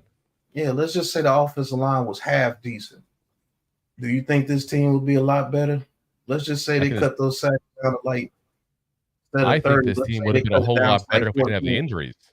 I think the Giants couldn't get past the first game, getting their butts whooped, and that affected them mentally big time. And I think also all the injuries right at the beginning of the season just wrecked them. When you lose your only good offensive lineman, when you lose your star running back, you know, I mean, when you're down to getting guys literally off the streets, I mean, as much as Pugh made it a joke when he came in that first game, that's embarrassing. Yeah, I think y'all both making good points for real. I mean, this is just valid conversation, man. That's all. Oh yeah, no, and much respect, man. You know that. If I go for it. Check it out, man. Look, Pat's right. The offensive line is bad. It's 32nd ranked. When you're having free rushers get to the quarterback, like Daniel Jones was having, that's a problem. You know what I'm saying? And we all know the offensive line coaching is bad. I think every Giants fan can probably agree to that to some degree. And so it is affecting the quarterback play. Now, where I agree with the QB side of it is, yeah, if you find a dynamic quarterback like that, it can help out a lot. You know what I'm saying? But it's not going to fix everything. It has to start up front. When you look at teams like Philadelphia, when you look at teams like the 49ers, do you believe that their quarterback play or that their quarterback talent, let me put this correctly, is elite? We're talking about Brock Purdy, guys like Dak Prescott, Jalen Hurts. Josh, what's my man's name? Goff over there in Detroit. Yeah, Jared Goff. So what is making those teams top of the NFC right now? It's their offensive and defensive line play. So, but where I see the quarterback narrative is, and where I agree with that is that, look, if you're able to build a system, you can elevate an offense with a dynamic quarterback. The problem is, though, those guys come so far and few between. We're talking about guys like, I think it's 3 right now: Pat Mahomes, Josh Allen, and Lamar Jackson. Everybody else is pretty much on par with each other. Just depending on their situations, they might play a little better than, you know, one of the other quarterbacks. So when you're looking at everything in a landscape of things, you have to say to yourself, what is easier to do? Find that elite level quarterback or work on building out your team and then putting the piece in place, the final piece of the puzzle, which would be the elite quarterback or just a above average quarterback, a competent quarterback. You can't have a scrub out there. We get it. Now, as far as Daniel Jones is done in New York, but he's not done next season. He's going to play. I mean, guys have to understand that. They're paying this guy a lot of money. He's going to play. You can get mad about it. You can throw a hissy fit. No, that's a up and fact. He's down. gonna be here. You know what I'm saying? Whatever you want to do, he's going to play. So guys just have to get over that. You know what I'm saying? But I agree. I think the Giants do need to take a quarterback in this draft. It doesn't have to be in the first round, though. And see, this is where guys miss me. Everybody's just like, take any quarterback. I think there's one quarterback that if in the right system can change a game like that, and that's Jaden Daniels. And he's going to need a receiver, though, because that kid, Malik Neighbors and Thomas over there, they're sick right now. They're probably both pushing for number one first-round picks. Thank you for the $5 super chat. Sorry, hold on 1 second. Go ahead. It says salute and respect to El Rey de Boricua, Low Bronx, Little Italy, Little North Carolina, Big Blue Crew fam, and all diehard Giants fans in America, and forget about Coach Dave. Exactly. But you still need, a competent quarterback. You still need a guy that can do some things. And the biggest problem with Daniel Jones is the injuries.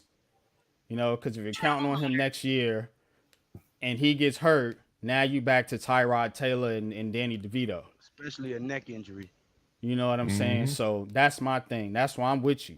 We need to move on from Daniel Jones. You just can't do it this season. So, to split the hair, as they say, I'm kind of in the middle there. Look, the whole conversation. I don't care about the Giants moving on from Daniel Jones. If you have to do it, do it. Only thing I care about is don't bring another kid in here with the same formula of this offensive line.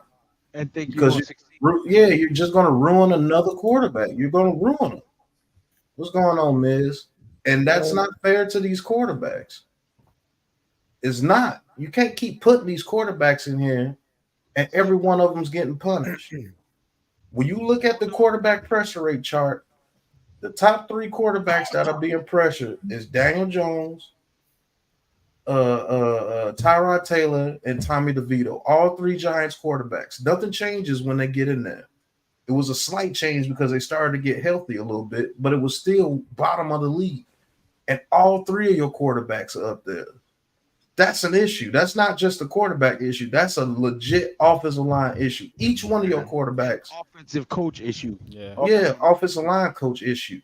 Mm-hmm. That's why I'm on the route of, hey, look, if you don't like one of these guys where you just think that he's the guy in the first round, build a damn foundation for whoever you bring in here. I don't care who it is. Daniel Jones might not play another down. You think I'm going to cry and be like, oh, I hate the Giants because you got rid of Daniel Jones. No, that's not me. I've called games for Jake Fromm, rooting for Jake Fromm to throw a touchdown, bro. I don't care who the quarterback is. I'm a Giants It's hard fan. to root for Jake Fromm. But I was calling the games when everybody else said they couldn't watch the shit no more. I was calling the games. I was calling for Mike Glennon. He's right. He's right. We root for every quarterback. Check my file. Every quarterback that's been in there, I have not bashed that quarterback at all. I could easily be like, well, let me pull up the film with Tommy DeVito, Mr. Quarterback, Mr. Receiver downfield, just like they do with Daniel Jones for every one of his missed throws. I didn't do that. You know what I said? I'm going to get behind the quarterback. Tyrod Taylor came in last week, the Philadelphia Eagles. Then I'll be like, I can't call it no more. You took out Tommy Cutlets. You took out No.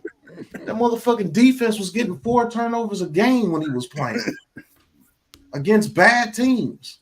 And we were barely scoring points. I don't care who the quarterback is. But what I do care about is be real about the stuff. You can't sit here and say that, oh, Daniel Jones will be average at best, even if you had everything around him. How can you say that when you've never seen him come close to what any of these other quarterbacks have had out there? He's never had an offensive line ranked above 28 in the league. Never. He's never had a weapon that's ranked top 30 in the league. Never. So how can you say that? Off what basis?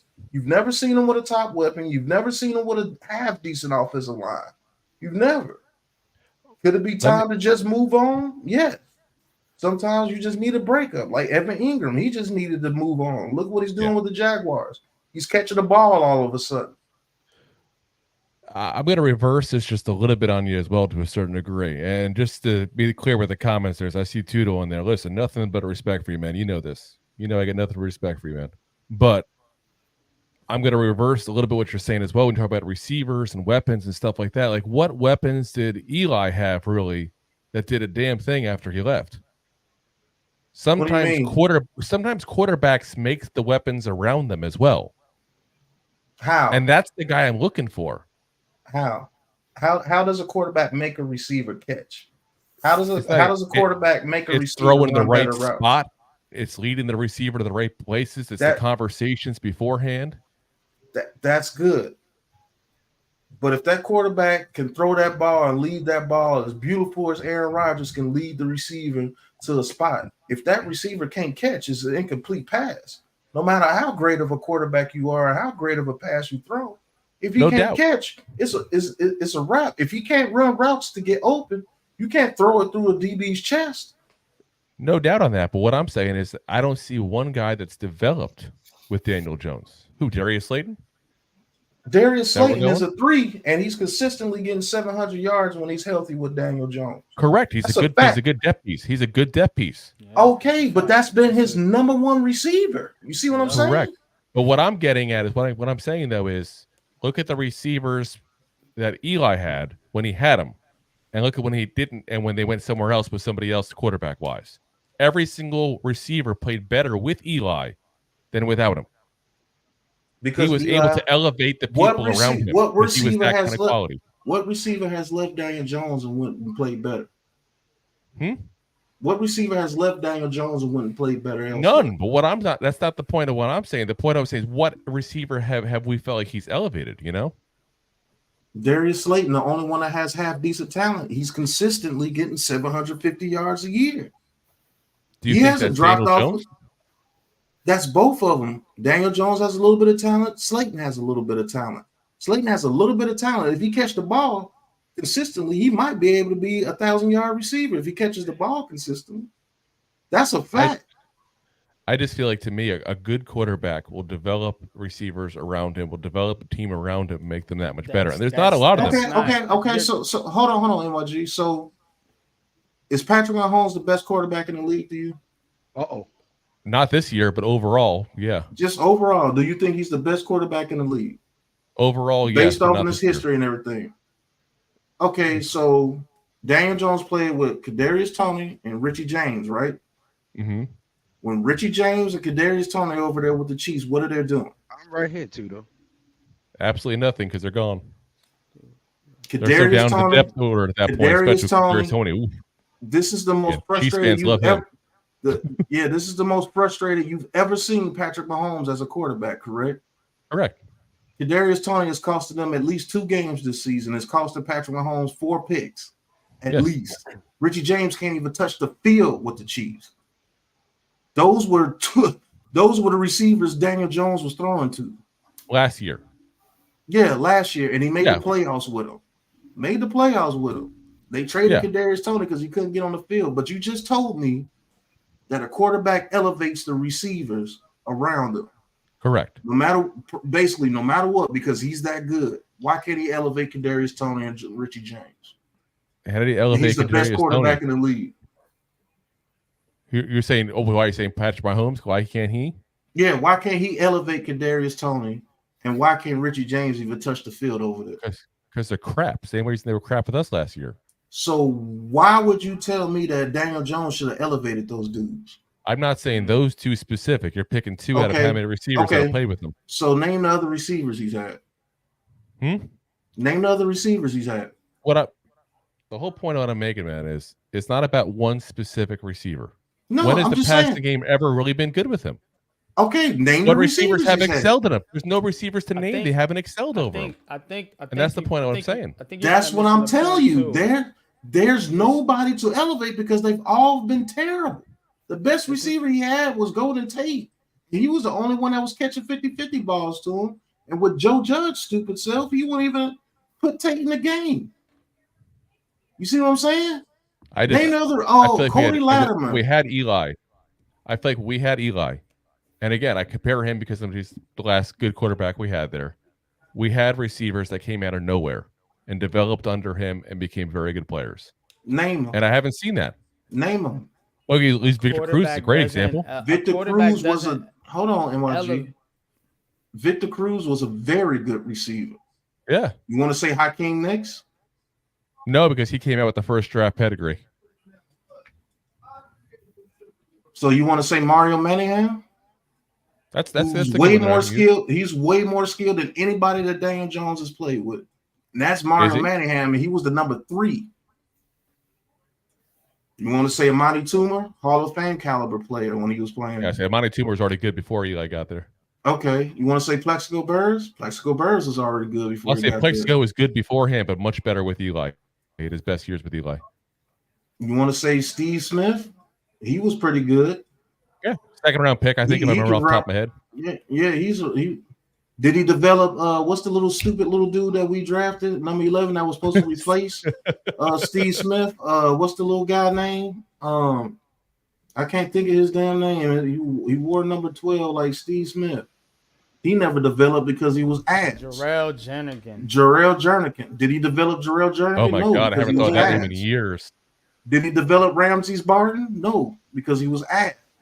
Yeah. Did he develop Ruben Randall? No, because he was ass. Actually, you can make the case with Ruben Randall. Actually, I think he's actually a pretty good example because Ruben Randall, I don't disagree that he was ass, but look at his stats. When he was with the Giants, let's see, only 300 yards the first year, 600 the next, 900 the next, 800 the next after that, and then got cut the next year by the Eagles. So okay, we give you Ruben Randall if you want to use him. Who's the other guys? You want to say Dominic Hickson? Nah. I don't think he was so. more of a decent depth piece, but a special teamer, but nothing crazy. But we've already gone through a whole bunch of guys. That's what I'm saying. All those guys Eli played with were way more talented than what Daniel Jones was. Name me 5 receivers Daniel Jones has played with in the beginning of his career. Do we know that some of the guys that Daniel Jones his guys wouldn't have developed with a better quarterback? We don't. And I'm not saying they would have either, but we don't. Cody Latimer would have developed with another quarterback. Maybe he's a tight end. He couldn't even last in the CFL. Bobby, I got too many people on right now. Hold on, let me get to you. Cody Latimer. Who's the other sorry ass dude that we had? Wait, hold on. Is this Coach Dave? No.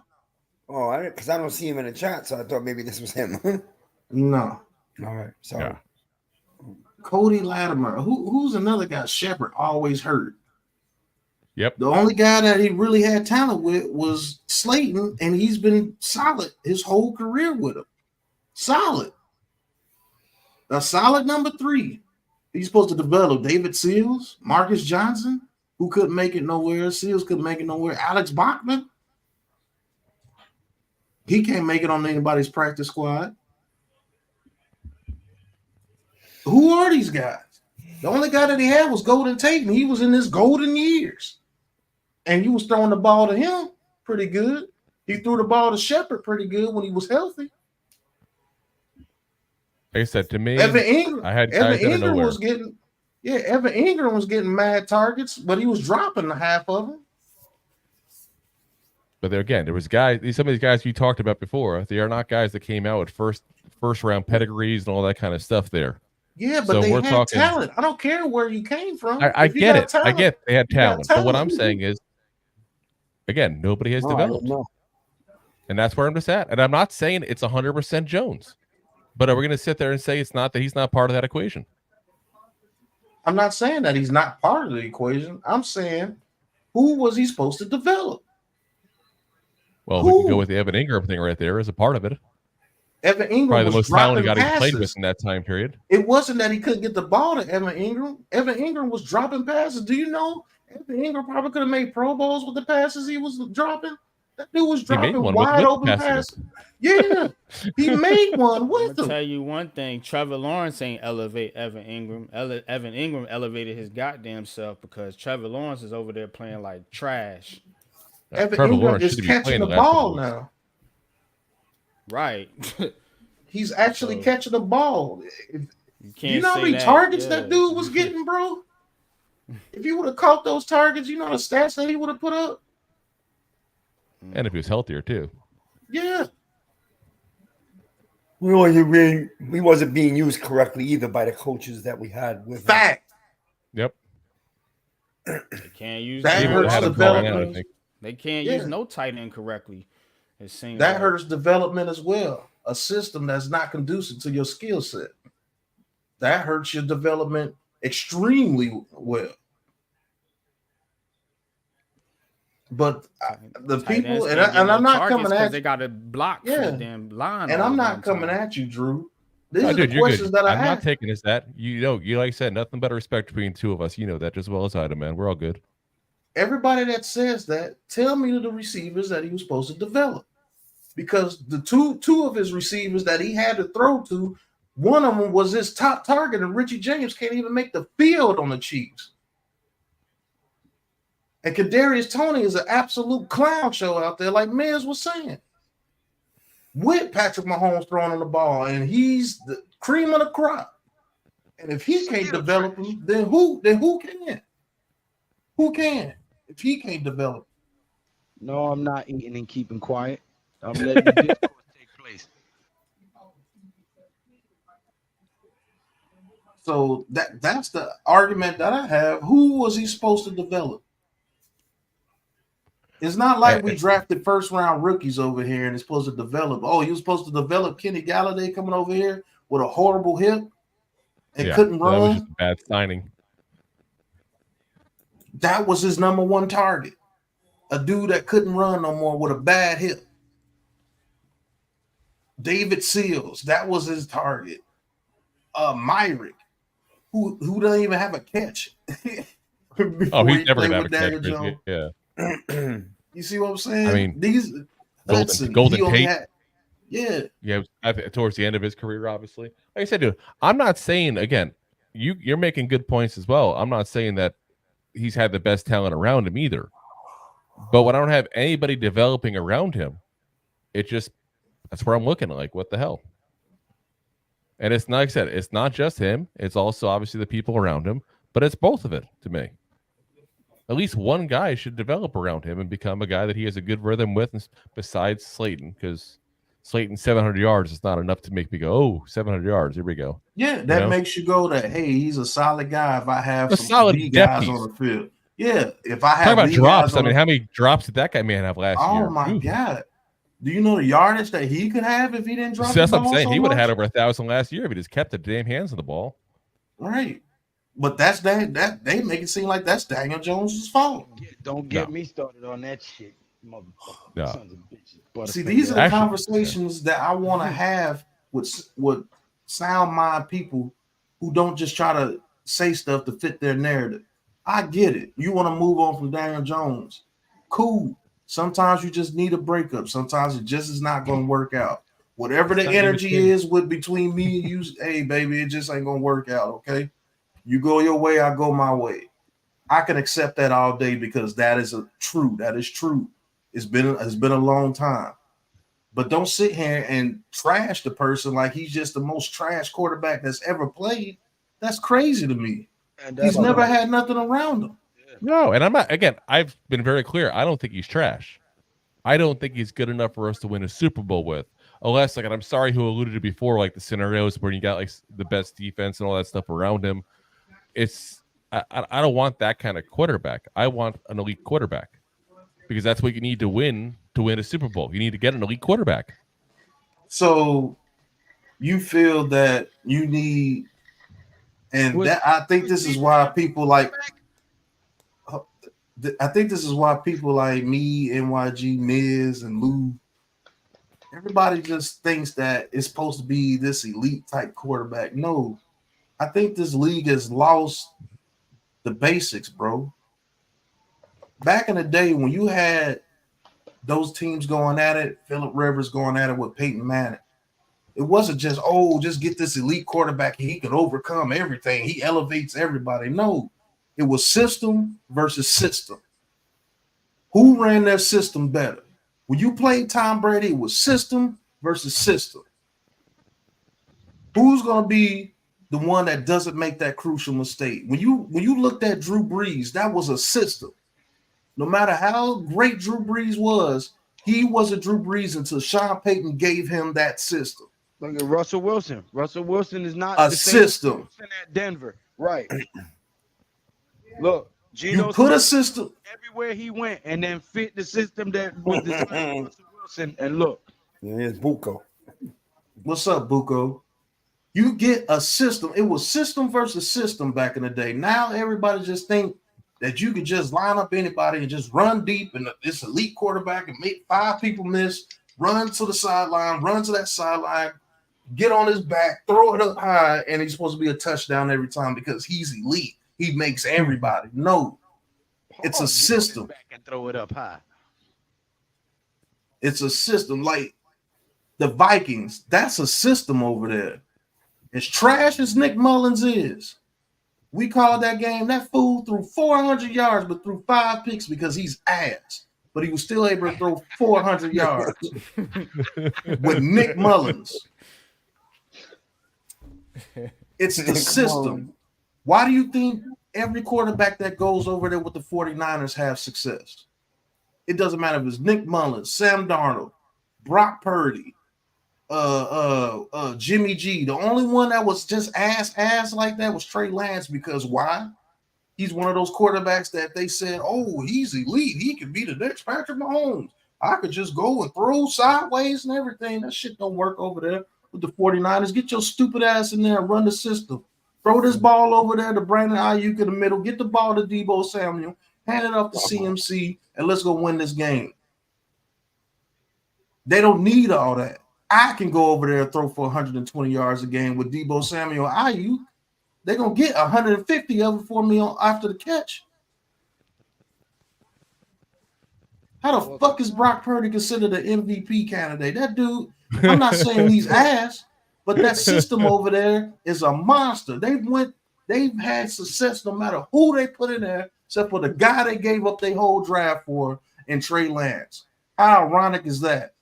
Because they said that he was the next Patrick Mahomes, and that's the guy they wound up having to get rid of. That's tough. And they didn't miss a beat. Didn't miss a beat with Jimmy G. Didn't miss a beat with Nick Mullins. Didn't miss a beat with Sam Darnold, Brock Purdy. But the guy they said, get your guy. He's going to be elite. He can throw passes 90 yards on one foot. That's the guy they had to get rid of. And that's the guy they gave up 3 first-round picks to get. But the guy that's the MVP candidate with your team was Mr. Irrelevant. It's a system. The Eagles, a system. The Cowboys, a system. The Chiefs, a system.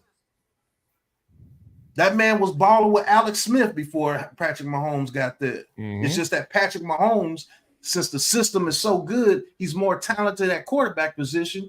He's automatically going to be better than Alex Smith because he's a better quarterback. But it's the system. You throw Patrick Mahomes over there with the Bills and see how great he is. Over there with that alien Josh Allen. I looked at Josh Allen. That dude is the Bills. Height, Josh Allen, make a play. I'm telling you, it's not this super duper quarterback. If you do find a quarterback that's great, a la Andrew Luck, who's the only quarterback that I see that these dudes can say that's a superhero. He was a superhero over there with the Colts. But guess what? He had to retire in 8 years because his body couldn't take it no more. Because he was getting killed year after year after year. Now all of a sudden you want to draft Quentin Nelson when he's on his last leg. Now all of a sudden you want to get a good right tackle because now you know that he's used up. Now you get Michael Pittman. Now you get Jonathan Taylor. Why can you do some shit like that when you had the best quarterback in the league? It's a system, bro. That's why I love the game back in the day. With Rex Grossman can make it to a freaking Super Bowl because it's a system. They ran it with Thomas Jones, and I forgot the rookie guy that they had. And they had Musa Muhammad, who was the damn possession receiver. And they had Bernard Berrien, who took it off the top. And then they put Hester at receiver to have 2 people to take off the top and have Musa Muhammad work underneath. And Rex Grossman, who is trash as I don't know what, he was trash at Florida. But he can make a 15-yard pass in the middle of the field to an open receiver and hand the ball off. He can do that all day. And one hell of a defense. Right. Yeah. Philadelphia, good defense. 49ers, good defense. Cowboys, good defense. Browns, good defense. Ravens, good defense. Chiefs, good defense. Look them up. Those dudes saved them 4 games this year. Defense better than the offense in Kansas City this year. It is. Point blank. But I can say all this stuff and I'm considered stupid because I don't believe that you need Superman at quarterback to win games.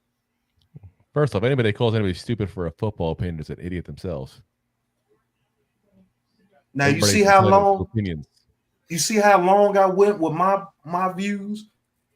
You see how long I could continue to talk and keep giving you example after example after example after example. The shit works. Pittsburgh, all their damn Super Bowls. Terry Bradshaw got 4 Super Bowls. Who the fuck did Terry Bradshaw even throw for 2,000 yards in a season? We're also talking a little bit of different generation, though. I mean, that's cool. Okay, though. Let's go a couple of generations after that. Troy Aikman with the Cowboys. We're still talking different generations at that point. I mean, if you go, Okay. if I'm talking about more modern football at that point, there, you're Nick still Foles. talking about Mahomes, That was a couple years Stafford ago, going to the Rams. What the Troy Aikman years? That's 30 years ago. Nick Foles. I said Nick Foles. Oh, okay. Oh, I'm sorry. I didn't hear that part. No, Nick Foles is a good example there, 100%. But how many of those Nick Foles from the last 25 years? You have Trent Dilfer. Okay, got with the 2 Ravens. Brad Johnson. Well, Brad Johnson, I'll give you that one, but also Joe the biggest problem is they Flacco. try to freaking run they try to run Gruden's offense against Gruden. That was just stupid. Okay, Joe Flacco, he won one. You don't accept. It depends where you want to put Flacco. Are you saying Flacco was an elite quarterback? I don't think an elite, but I think he's an above average quarterback. But but people say you have to have elite quarterback to win Super Bowls. So we got 4 now. And those are the dudes that you not even counting that the dudes that made it but just didn't win because they were playing Tom freaking Brady. Yeah. And that's part of the problem I guess you run into also the last 25 years ago as well. You start talking about Super Bowl wins, and a third of them are Tom Brady. Yeah. But you had Rex Grossman make a Super Bowl, Jake Delhomme make a Super Bowl, Jimmy G make a Super Bowl. Kaepernick. Yeah, Kaepernick made a Super Bowl. I just thought about that. That's crazy. Yep. He made a Super Bowl. Like you had plenty of quarterbacks make Super Bowls, and they were nowhere near elite. Stan Humphries made a Super Bowl. Neil O'Donnell. Now, I will say in this, though, the guys you're listing were basically one and done in that kind of scenario, too. Who, Jake Delhomme? He had the Panthers good for years. How many years? Like 3 to 4 years. They were good. They were. If I remember correctly, he was out like 2 years later, and he was over in Cleveland. Look it up. The Panthers were good for like 3 years with Jake Delhomme.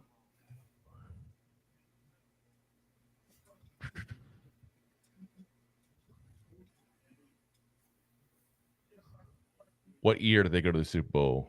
Man, was it 2005 or 2000? Man, it was like, I think it was That's what I like, missed. I want to say 2005. Because that's when they won back to back. 2003 is the year they went to the Super Bowl. Damn, 3? So we old. 2002. I know, damn, right? Seriously, I was like, No, you I was guys like barely are old enough to drink back then. Right. So here's what I'm saying though. When I say that, he did have a couple of years after that. He had 05 and he had 08. He had a pretty good year with them, but he had a 7-9, 7-6 injury plagued year, 4-7. He had more bad years than good years with them. What I want to find, and I understand it's not easy. Don't get me wrong. I'm not disillusioned to the fact that these guys don't grow on trees. Is I want a guy that's going to have us be a winning franchise for the next 10 years. And I'm not saying, 10 Super Bowls. Don't get me wrong. I won't complain if that happens. I just, like I said, I'm at that point where I got a defeated attitude overall about Daniel Jones. And I'll admit part of that's on me potentially.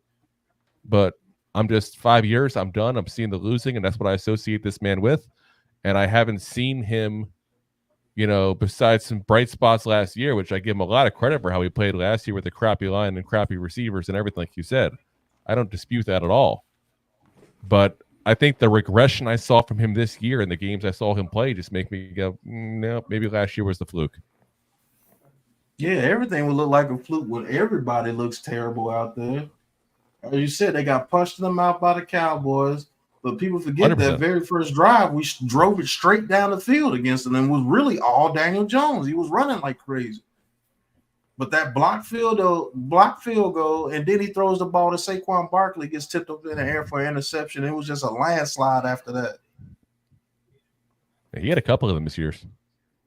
Yeah, we got smoked by the 49ers in the fourth quarter. I'm saying Saquon with the interceptions off the tips. That's like 2 or 3 he had this year, I think. Yeah, in the Cardinals game it almost cost us. But you really know what hurt us? We could have had some momentum after that Cardinals game, but then Barkley gets hurt the last freaking play before we kicked the field goal to win.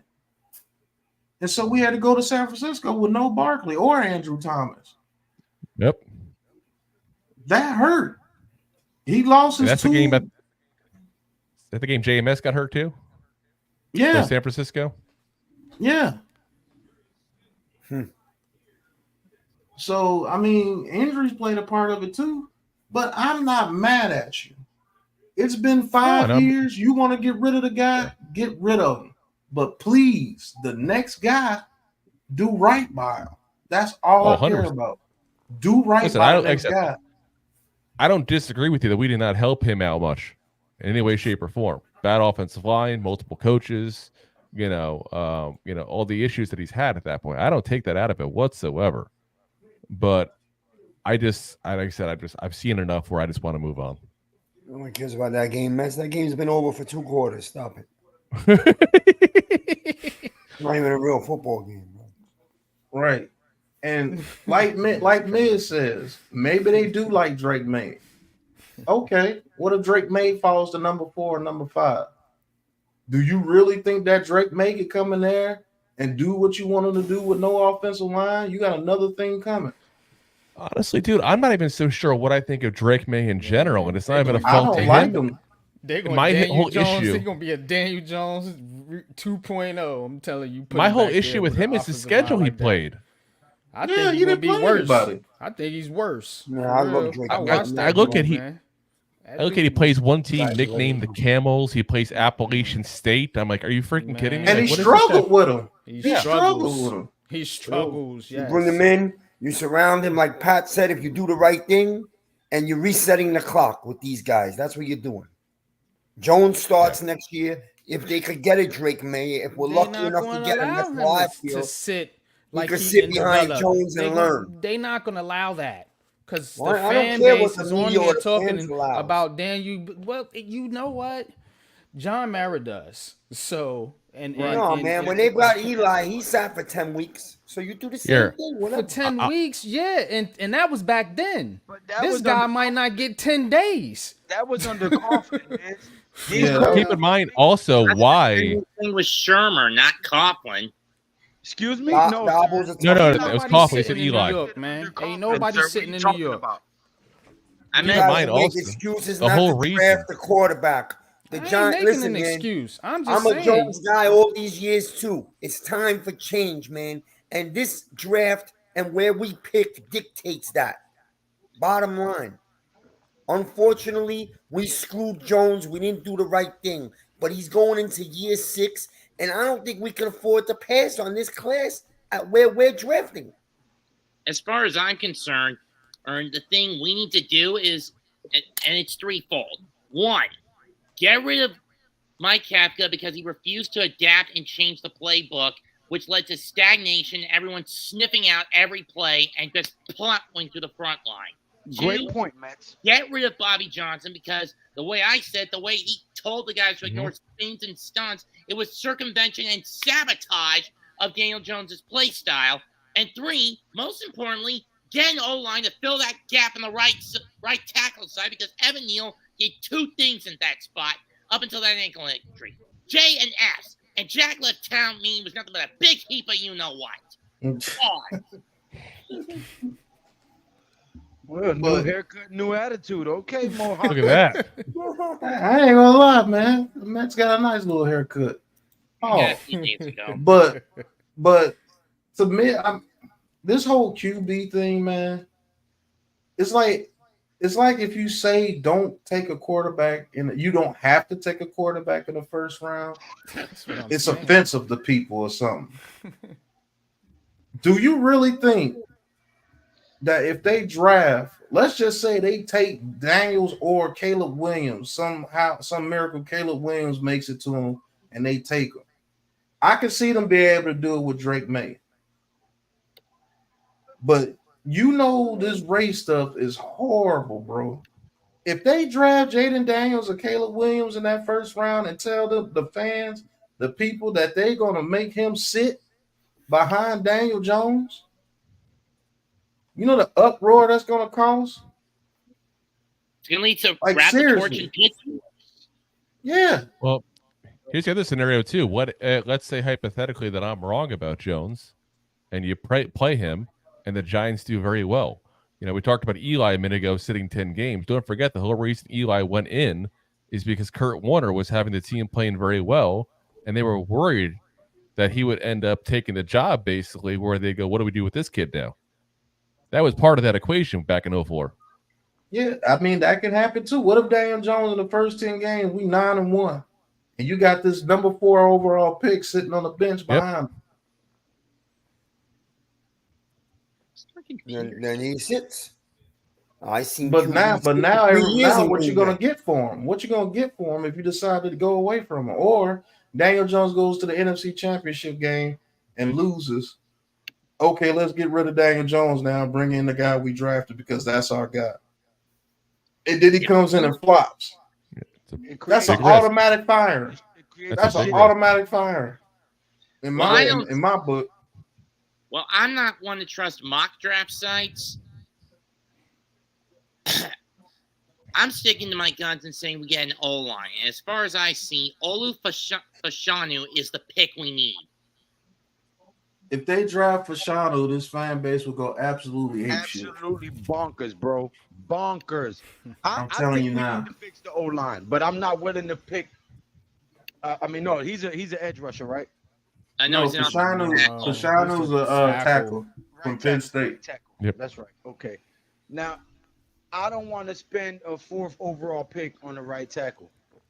We burned a 4th pick on a left tackle. Me either. No, don't get me wrong. I know we need to fix the O-line, but I think we can get a lineman in the 2nd round. Agreed. That 4th overall pick, if you're not getting a wide receiver, you better get a quarterback. Or an edge rusher, the best edge rusher in the class, opposite of Thibodeau, opposite of Thibodeau. That would Those be the only 3 picks that I can honestly see at 4th overall.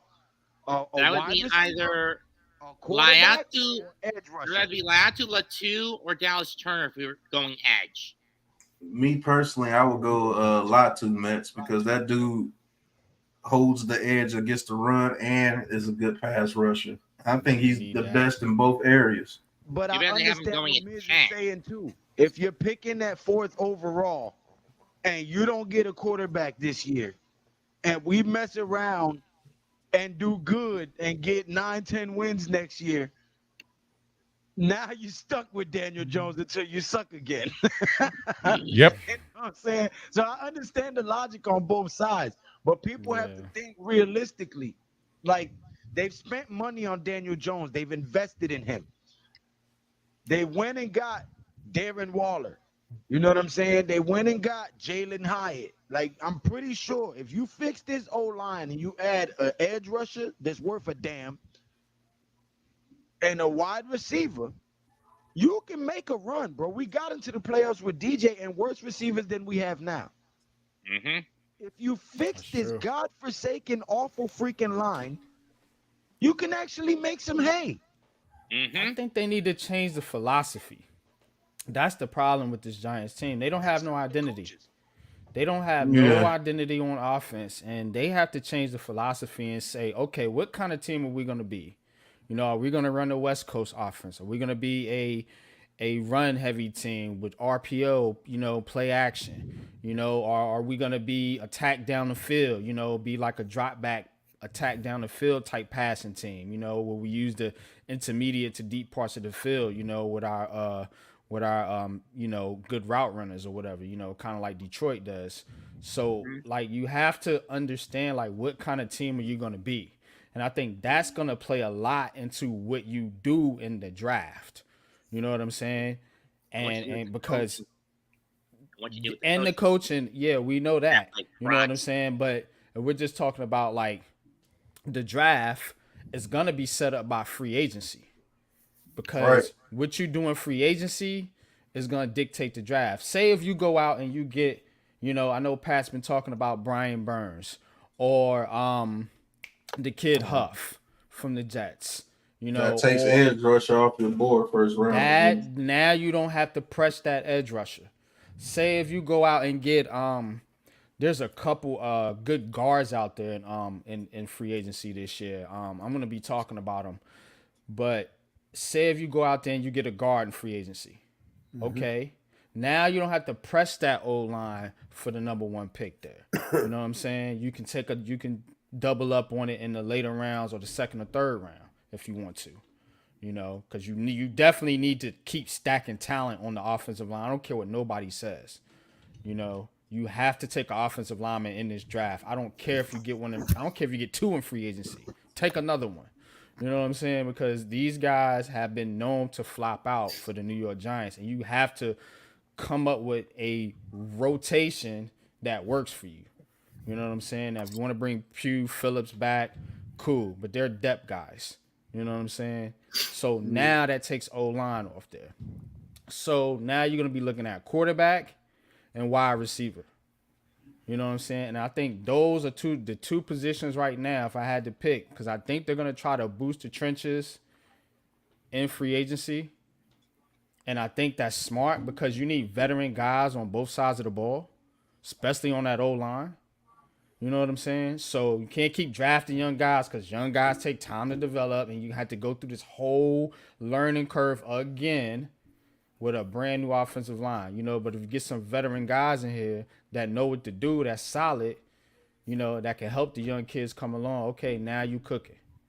Yeah, but here's I think that's the strategy, real quick. I think that's the strategy that the New York Giants need to approach when it comes to free agency and the draft. Figure out what kind of team you're going to be and build it up from there. But here's my issue with the whole getting free agents with lineman free agency. The big question is how much you're willing to pay them. The main issue I don't care about money, man. They got money. They're gonna have like $50 million or something like that. If they make close to 70 million, close to 768. Yeah, I don't care. I don't care. Fix the damn line. I don't give a damn what you give them. Shit. All I'm saying is, are we gonna sick of people talking about the money? All I'm asking is, are we gonna get veterans who are past their prime, injury prone, and ultimately? No, the guys that he's talking about, Mets, are like 26 and 27. Yeah.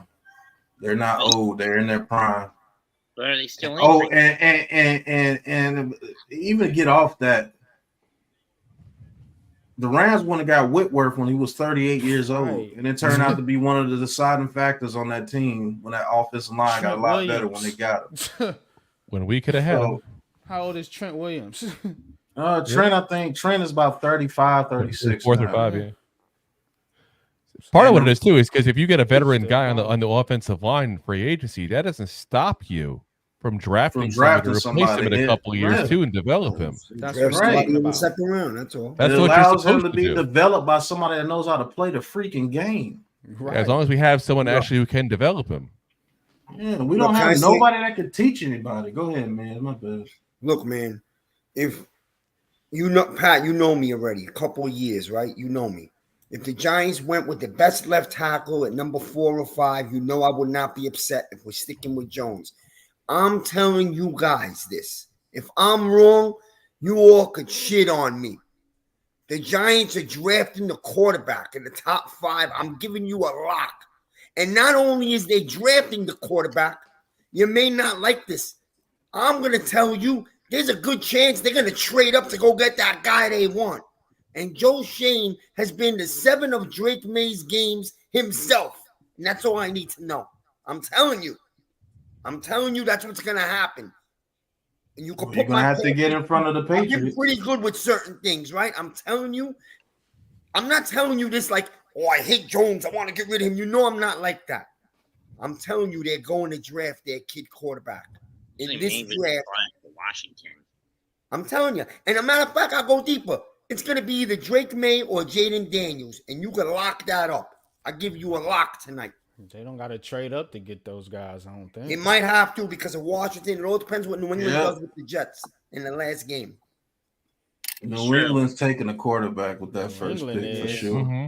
Yeah, New England And needs if the Bears and the Cardinals don't take one, we got a chance to get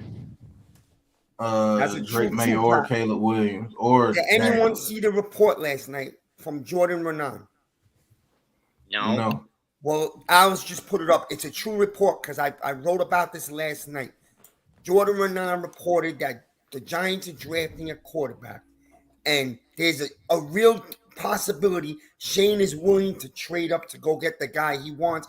And you may not like him. You may not think he's the guy. The guy they want is Drake May.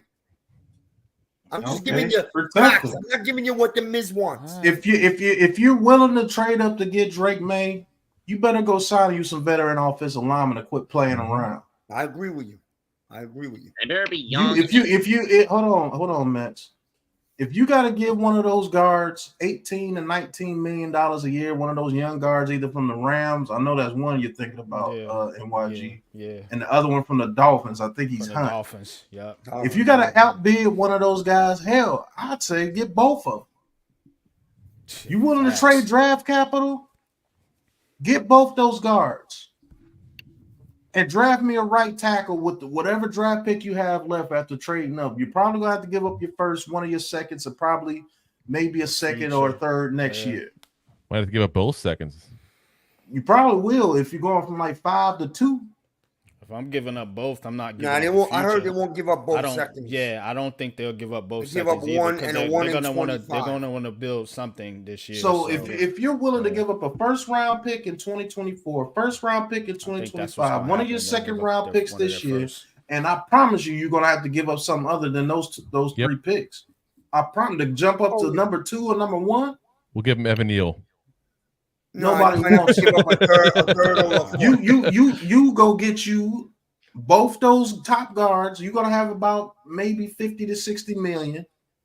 You go get those 2 top guards because you're gonna get money back from Daniel Jones after this year. And you better go protect that quarterback if you're willing to give up assets, because we're not in a position to miss on a quarterback like the 49ers did.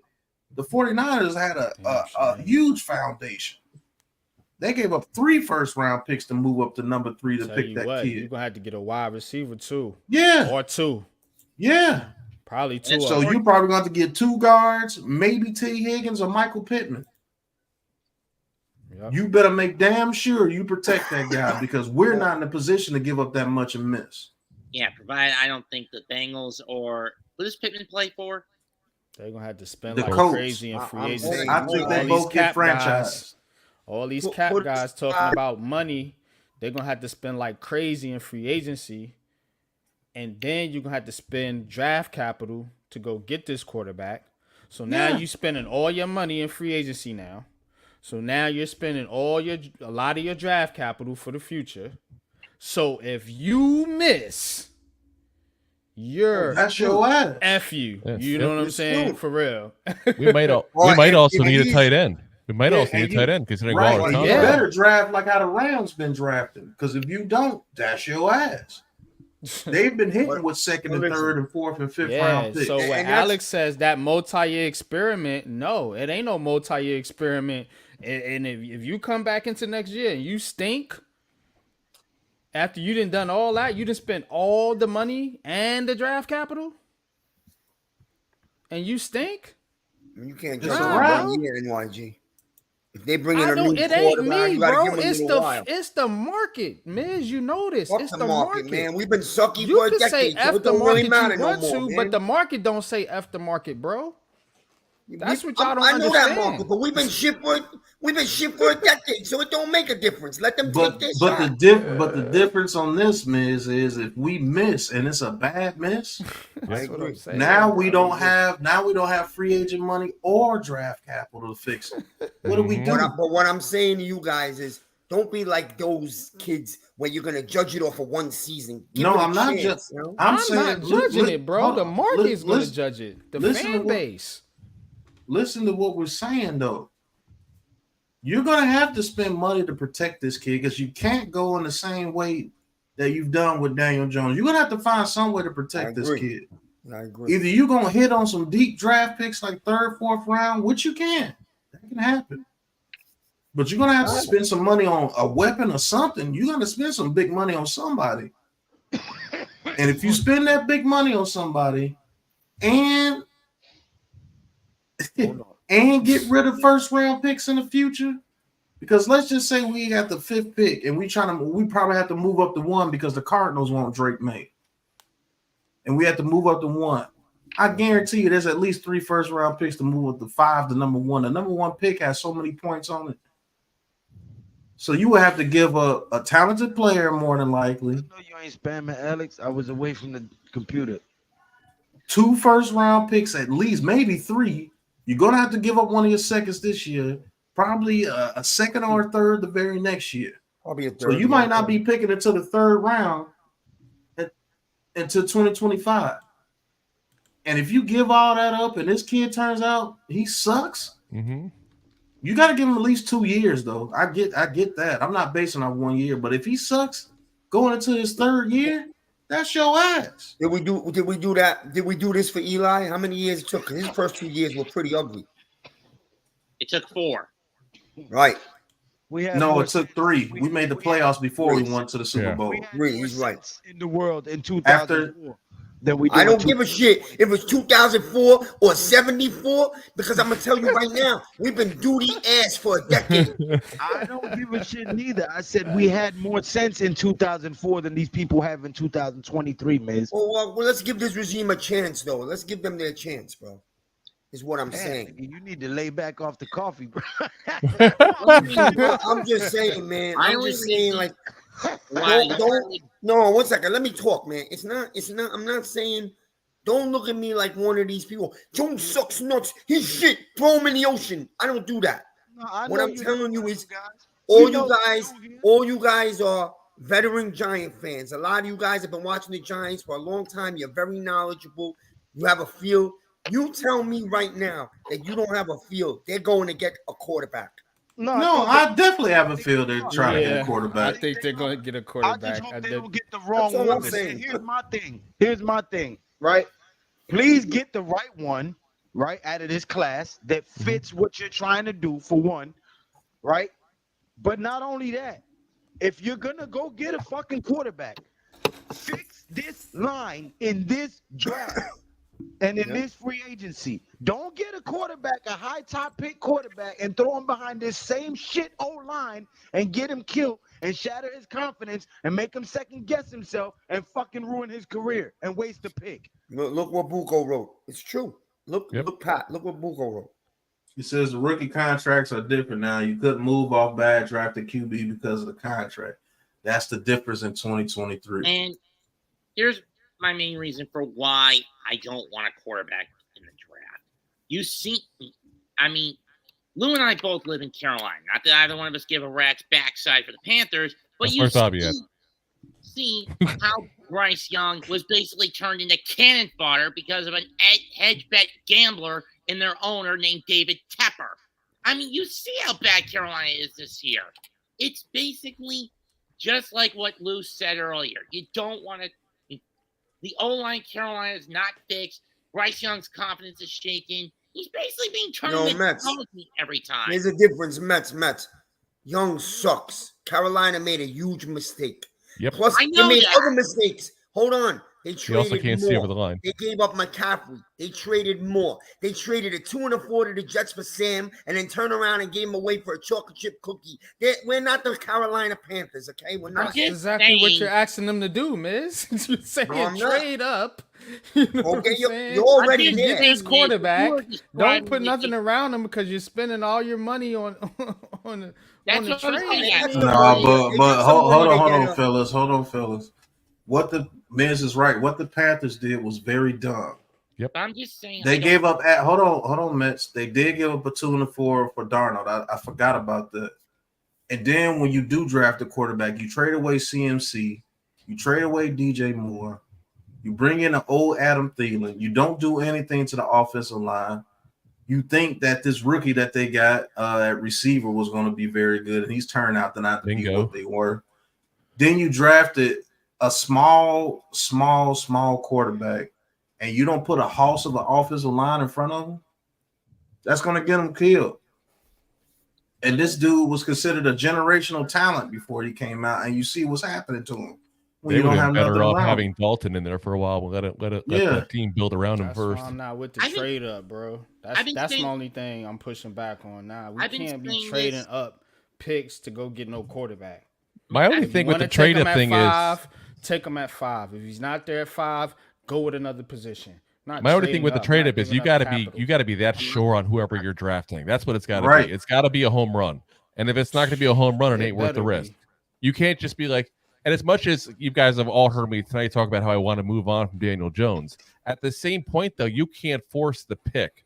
That's never the Right. right move. That's You all I'm cannot saying. force. I would rather run back with Daniel Jones next year and hope that I'm wrong about him than see us draft the wrong guy, especially in a trade-up scenario, and set us back for years to come. It's gonna Because be that's bad what'll for happen. Years, bro. If they do that, I'm telling you, that's And not a Alex, good move. you're right. He says, by the way, the O-line shit don't matter if Bobby Johnson is still in the building. I don't see 100%. I don't see a way that Bobby Johnson is still in the building. Yeah, he's gone. I don't Maybe see making- a way that's possible. Maybe making an Uber The Eats delivery. fans fired him, yo. He got fired by the fans. You just need a change there. He's not coaching up. And I personally, myself, don't think the O-line is as bad as we're seeing. We got some young pieces. You don't have to go get 5 new linemen. You need like 2 more pieces, honestly. I think we need 2 guards for sure. Yeah. Honestly, You need to I'd teach be- Evan Neal how to play competent tackle. But what if you move Neal to guard and go get a tackle in the second round?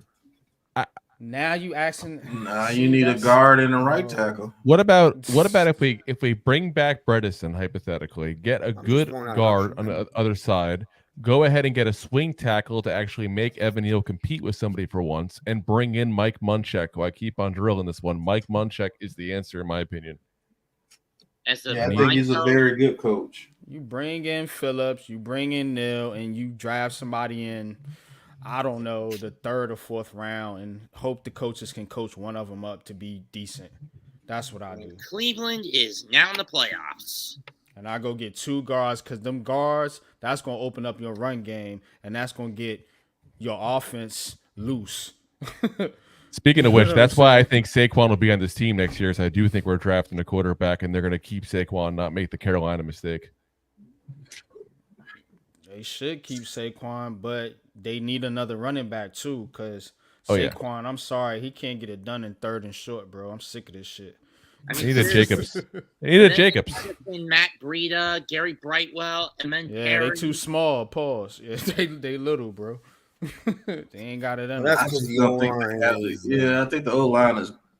I mean, the O-line yeah, can't line up and it's- push for it's 12 part inches, of it too. It's part of it too, but I don't like the dancing. I'm sorry.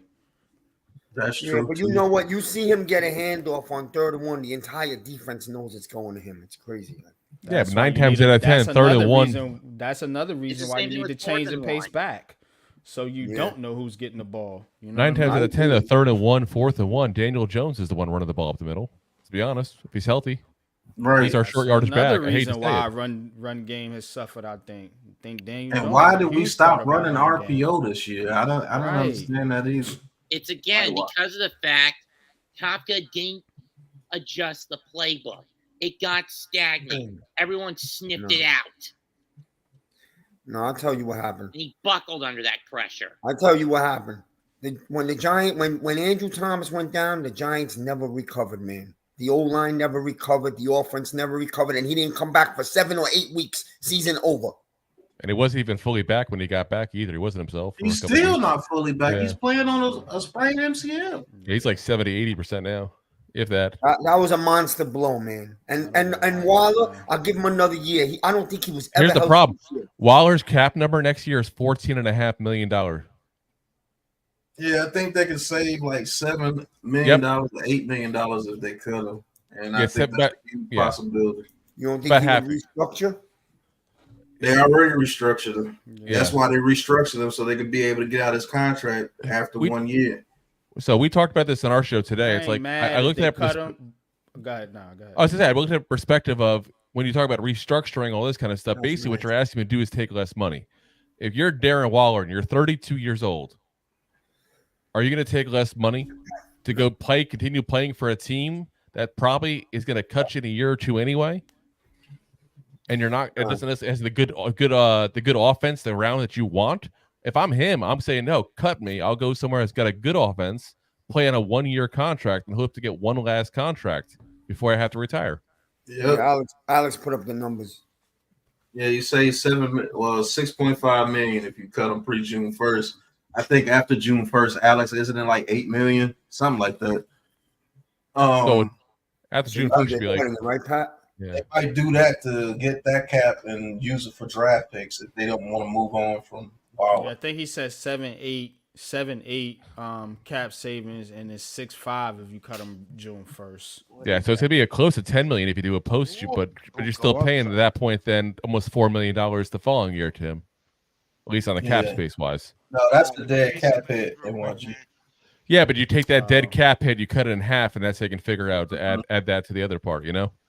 Mm-hmm. Jones is not bringing us to the NFC champ game. Having your guy and sucking having your guy and sucking is just as bad as sticking with Jones, kicking the can down the road. That was a pause. Yeah, after June 1st, it's $12 million, Pat. Okay, after June 1st, it's $12 million. Alex says Latu is not even worth top 10 pick. My guys have done Senior Bowl scouting on him. His injury issues and his ceiling doesn't equal what the 4th pick should be spent on. He's not Hutchinson. I know he's not Hutchinson. He could be better than Hutchinson. But we can agree to disagree on that. We can watch film on him too if we want to. $45 million in cap next year, including Glowinski getting cut. At GNATION Inside Source, pull up my previous comments. Yo, I've got a question. How old is Zeitler? Like 34, 33, I think. Get ready to be 33 next year. It's either 33 or 34. He's 33 years old. Turns. I only put the year on his birthday for some reason. Let's see. Yeah, I still would grab him. Paul. He turns 34 in March, so he'll be 34 next season. Jordan Renan reported what Miz is saying about the potential of trading a first-round QB. Hey, if they want to trade up for Drake May, better make sure you do right by him. Yep. That's all I'm saying. Have a good night, I'm not saying it's gonna happen, but yeah, Jordan Renan, it's a possibility. Is all I was saying. No. Listen, I could be wrong, man. You said it was a lock. No. I said it's a lock that they're taking the quarterback. Trading up there's a choice. It's on the shelf. Right there, Miss Lock, yeah, he did. They're drafting the quarterback. My lock to you, and that's my lock to you. And my other lock to you is Drake May's the best fucking quarterback in this draft. But that's just me. That's an opinion from what I've been looking at. I know some of you guys don't like him because he plays for North Carolina. That doesn't do shit for me. You got to give me more than that. It's not that I don't like him. I don't trust him because I don't know if I'm looking at him. Carolina games, bro. Quality. I'm a fan, son. I'm telling you. He's not the guy. 2 words. I said this about Sam Howell. I said this about Trubisky coming out. I didn't like Sam Howell either. So I didn't like Trubisky or Sam Howell, and Drake May looks just like Yates, both of them dudes. Like all these dudes are trash. Now, curious, real quick, 'cause I haven't heard much talking to him. Who here likes Caleb Williams? Who doesn't? Because I'm in the doesn't category myself. I don't like him. I don't either. I don't like him either. I don't Definitely like not him from from New New York. York. It's a multi-year experiment. Offensive line won't be fixed in a year. Let the QB face some adversity and see how he adjusts. Don't kill him, but if it can't be fixed in a year, don't rush it with garbage. That's a fact. I'll give you since you want to talk about the QB Veterans oh, on go the ahead. O-line. It depends by your definition of veteran. Don't bring me no 38-year-old guy. You know what I'm saying? Like that, you know. The right 38-year-old, if it's a 1-year stopgap and I drafted somebody behind him, I'm not against it. Right, because he can teach them the tricks of the trade. It's goddamn Trent Williams or somebody like that. You know what I'm saying? Yeah, Well, we're not getting Trent Williams. Every time the Giants type do it, talents. it never fucking works. That's my point. For some reason, when we do it, it doesn't pan out. We end up overpaying these free agents, and they don't do shit but let people buy. You know what I'm saying? It's like, man, that's. Listen, you got a 38-year-old offensive lineman. You don't overpay him. You give him a couple $1 million to come in for 1 year, and you're drafting somebody behind him. Overpaying these fucks. It drives me crazy. We're not going to Jonathan Taylor this. And Soder was the best that we can get in that free agency. Period. If you want sustainability, you can't patch the O-line with nonsense. Giants aren't spending $18 million a year on a guard, up to $15 million tops. Yeah. Yes, it'll be more than a 1-year thing. Yeah, of course. I mean, nobody, most rookies you give them. That's why they have a 4-year deal with the option for a 5th. You know what I'm saying? But there's 4 guaranteed.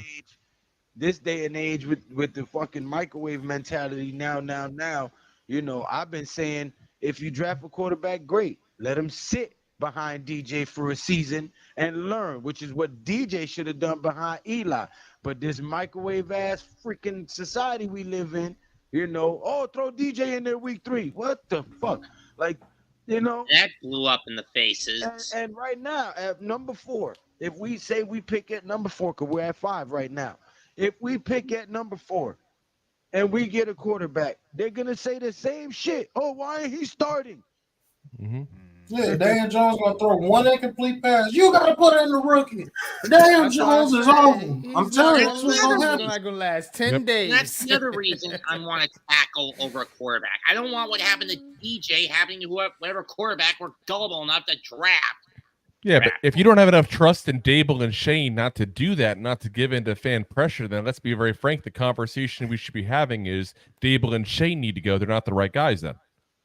So now you start the whole process all over again. Because now you. I'm not suggesting you go. I'm just saying. Yeah. If that's I'm just saying it's twofold. Now here's what I'm about solutions. You know what I'm saying? Here's this thing. You draft a rookie and fire the coaches. They're not going nowhere. Makes no sense, right? So you're not going to go draft a 4th overall pick quarterback and then get rid of the coaches. Well, the Panthers did it. They drafted number 1 overall, fired the coaches. That's why we shouldn't do it. They're the Panthers. If the Panthers did it, we shouldn't do it. That should be the general rule right now in football. If the Panthers did it, we should not do this. Especially when you have when Carolina has an owner who's nothing but a head-betting idiot. That's another thing. You don't have a better coach than we do right now to bring in a young quarterback and let him raise him. Dabo's the right guy for that. That's Dable, but whatever. I think the better scenario, though, to be honest, is you have to be strategic with this thing. Now, we've been talking about the media and everything like this, and since we're talking about quarterbacks, there's a few quarterbacks that. Hold up. I'm sorry, NYG. I'm going to give y'all my honest opinion. And people might not like it, and I'm sorry, NYG, but it is an unpopular opinion, I'm pretty sure. If you pick a number 4, I would say trade back to like number 9 with somebody. Get a 1st round pick from them next year. Okay? Get your lineman or your receiver with that 9th pick overall, right? and start to fix this team, because you're gonna get more than just a first round pick next year. You're gonna get a second or something this year, right? So now you take your lineman, your wide receiver, and everything else that you can in this draft with them with that trade. Okay. And then if it doesn't work after running it back with DJ this year, you still have 2 first-round picks next year to go get your fucking quarterback. But you've at least fixed this O-line and added some weapons. So when you do go get your quarterback, he's coming into an established team. That's my thought process. But I've been saying that. But like I I've said, been screaming that shit. I'm the dummy. But they're like, no, you just love DJ. No, I just want a quarterback to be safe back there. Right. So I just want a quarterback to survive.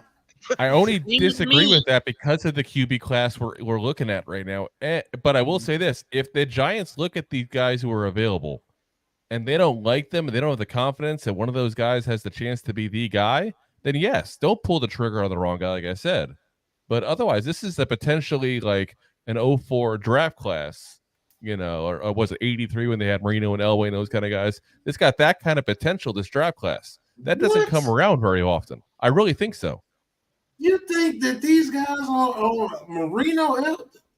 I'm not saying they're going to be. I said it has the potential to be it. This is one of the best draft classes quarterback-wise in a long time. What makes these guys so special to you guys? How many times do you hear about potentially 5 or 6 quarterbacks in the first round? Like we're talking, like you hear some of these people talking about right now. You hear about that a lot, but I'm asking you, what makes these guys so special? I think we got some talented quarterbacks coming out. I just think we have some talented quarterbacks coming out. What do they do that is so special? What makes them special? Again, their talent level. That's a bland answer. Like, what about their talent makes these guys so special? I completely agree with you, Alex, that none of that O-line shit matters if Bobby Johnson is still the O-line coach. You're 100% fucking right. Oh, yes. Go ahead, y'all continue. Besides media hype with Caleb Williams, what makes Caleb Williams so special that you think he can come to New York and change the direction of this franchise? I don't like Caleb Williams. First off, I'm not a Caleb Williams guy. I think in a small market, actually, I think he could do very well. I think New York would swallow him whole, point blank. Yeah, he'd be crying in his mommy's lap in 2 seconds flat. Man, what?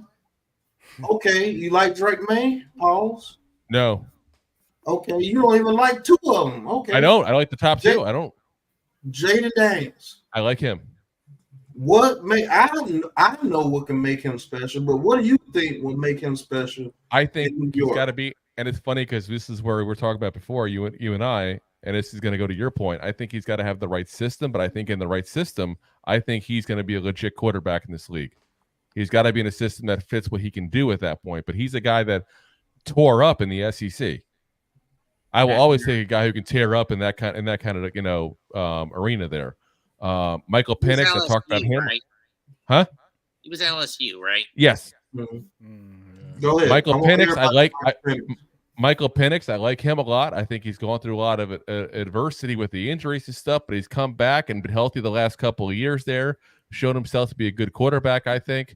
There's some people that really like Bo Nix. I'm kind of mixed on him still. I think you and I talked to him on a line a couple weeks ago. I know you liked him a lot, if I'm right.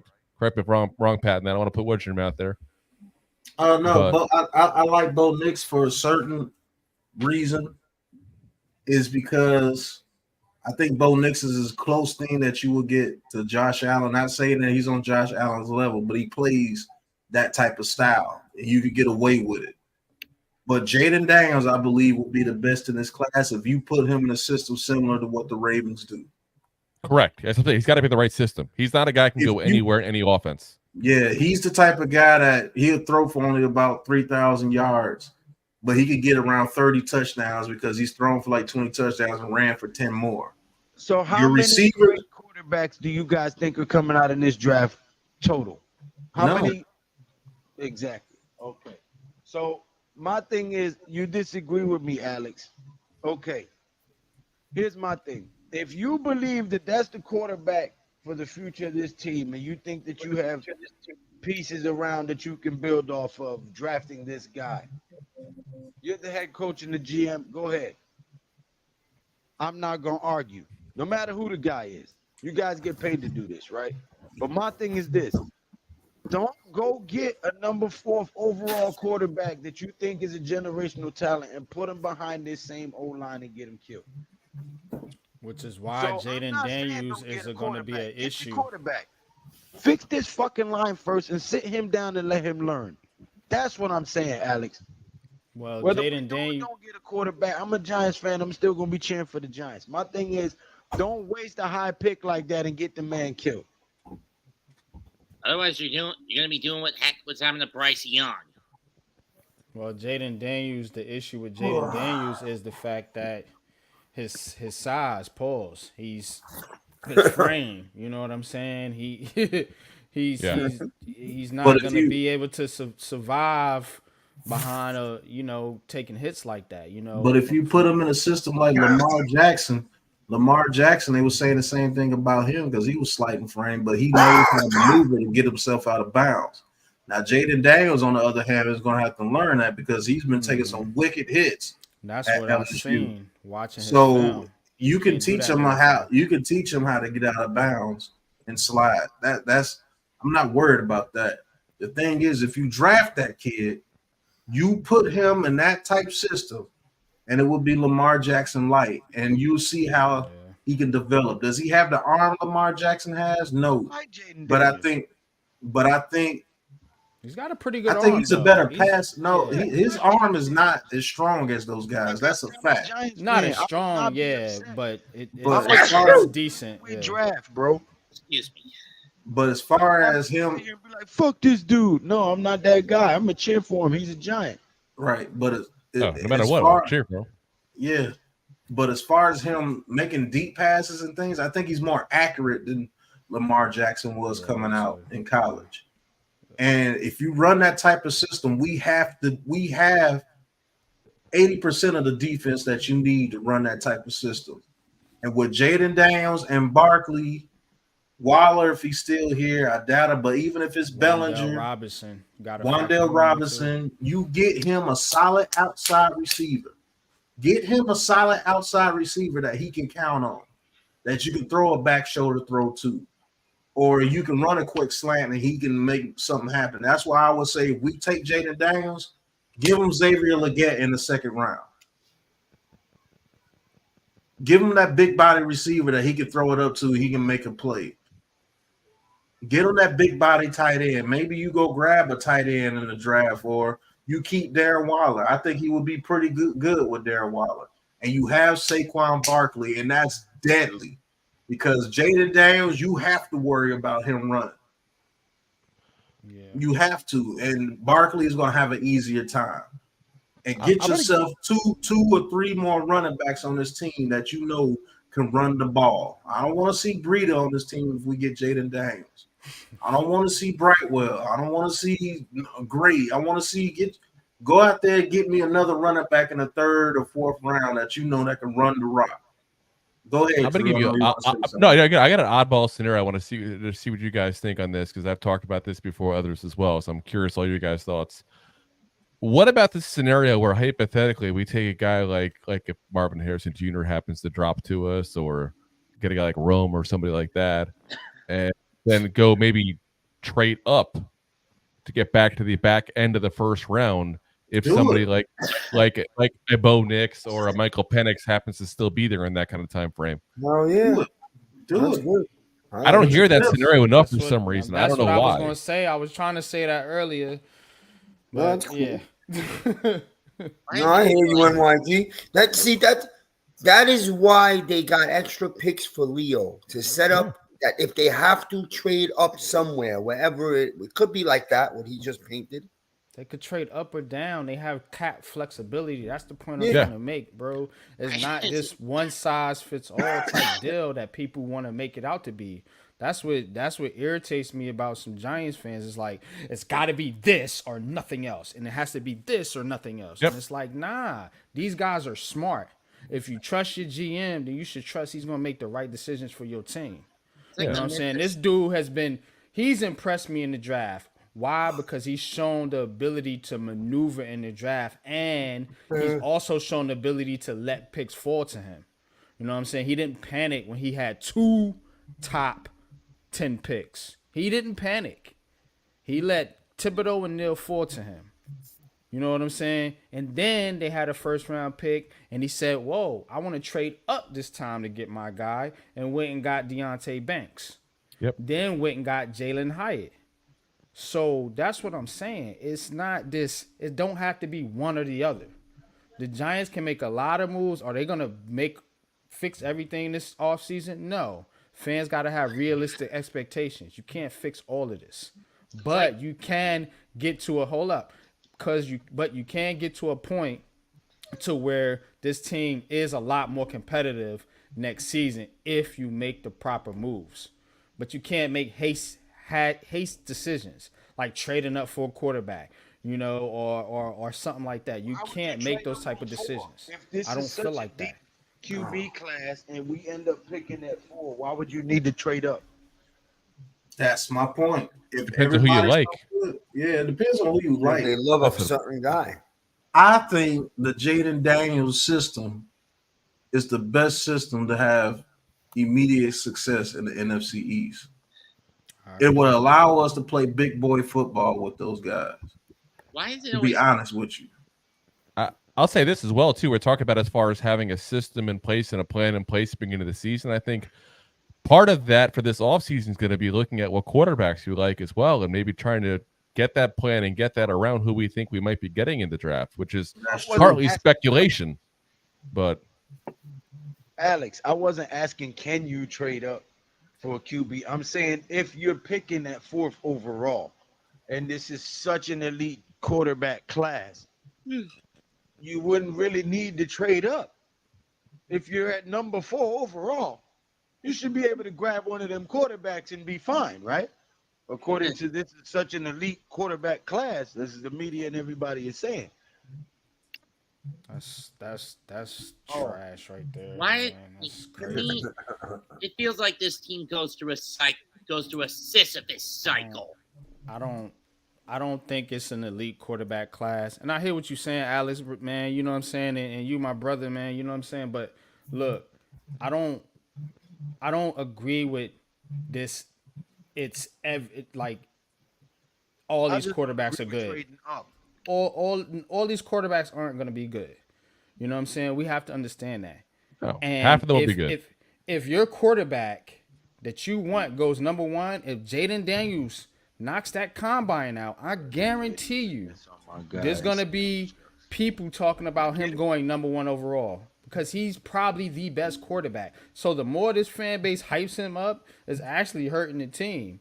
You know what I'm saying? Because That's true. Jaden Daniels is getting a lot of hype right now, and he had a very good college season. You know what I'm saying? He could very well go number 1. Then what you gonna do? We all up here saying we don't like Caleb. So what if they pick Caleb Williams? Then what? Got to root for him, hope I'm wrong. You gotta pray like hell that I'm it gonna be works rooting out. for him just like Find I religion root real for quick. Peter. You see what I'm saying? That's why I don't agree with it's you gotta just take a quarterback because that's what the Rash fan is gonna do. If Jaden Daniels goes 1 and they want Jaden Daniels, and then Drake May goes to the quarterback that Miz number 2 to the Patriots that Miz wants, and they have to take Caleb Williams just because they feel like they have to have a quarterback. That's what I don't understand. Yeah. If Jaden Daniels is your guy and you don't get him, suck it up. Pause. And go to plan B and build your team like you should be building it in the first place. Yeah. But I understand if Jaden Daniels is that dude, and he's my number 1 right now. I agree. No, I wouldn't you should be never mad reach at that for pick. anybody. I wouldn't You should not never reach be for mad anything. at that pick, but I'm not chasing that quarterback position, bro. That's how you get people fired. And Miz, I don't know why you saying this and pushing this narrative because you know that's what happened to the Jets. You know that's the whole. You watch NYC, bro. That's the whole thing that the Jets have done. They've chased the quarterback and they have failed and failed and failed again. Giants can't do that. But the Jets were not the Jets though. The Jets were a loser. But the point is, we're losers too, bro. Right now, I seen 4 Super Bowls. I can't have the Jets in my level. It's not gonna happen. The point is that NYJ is It's been a while since we've seen one. The point It doesn't NYJ matter if you've been a while since you've seen one. There's teams in this league that hasn't seen a donut. I hear you, but give it a couple more years, and we're Dallas Cowboy fans at this point. finish. No, it's not, man. just saying, History. man. I'm a big believer in history repeats itself. My thing about the quarterback is this. Maybe I'm wrong. I don't know. Maybe NYG is right. Maybe there is another class. I'm just looking like this is supposed to be a really good class of quarterbacks, like we said. I don't want to be standing at the train station when it's gone, and then we find out in the next 2 years that Jones is never going to be more than what we've seen. Miz, didn't they say that about the Baker Mayfield, Sam Darnold class? That was supposed to be one of the greatest classes with Josh Rosen and all of them in it. Didn't they say that too? Is that Josh Allen, Lamar Jackson? All right, that's Yeah, a good and point. those guys went behind those guys. Yep. Pause. Both of them did. That's why you don't chase the quarterback position, bro. You get that's your what I mean. guy. The But don't quarterback chase position. it. But then on the other hand, I'll give you they chased Eli, and how did that work out? Pretty damn good. I Oh, would Eli say. chased them just as much. Don't forget. Dead clock's right twice a day, bro. That was a unique situation. Right. Yeah. Well, That we've was a got the weird clock going for Elway, 10 years, Manning so only eventually the clock got to be right. Go I ahead. don't know. Ned. We'll see what happens. I'm just going by the hints. And this guy has been to all this guy's games. They say he's crazy about him. So is Dable. You know, I know something. Here's the thing. If there's a QB Dable loves, I kind of trust Dable that he's going to be able to take that kid and make him a good quarterback. Yeah, I trust him too. But he's got to have I the picks agree. and the money to do it around him, or else. Yeah, he's got to have some around him, though. But here's my problem with the quarterback chase. It's nothing more than a football allegory of the Sisyphus myth. You chase the top dog, and once you get to the top of the hill, what happens to the boulder? It goes rolling down to the ground, down the hill, and then you have to chase after it, dip behind it, roll it back up. It goes down the hill again. It's a never-ending loop, which is why I don't.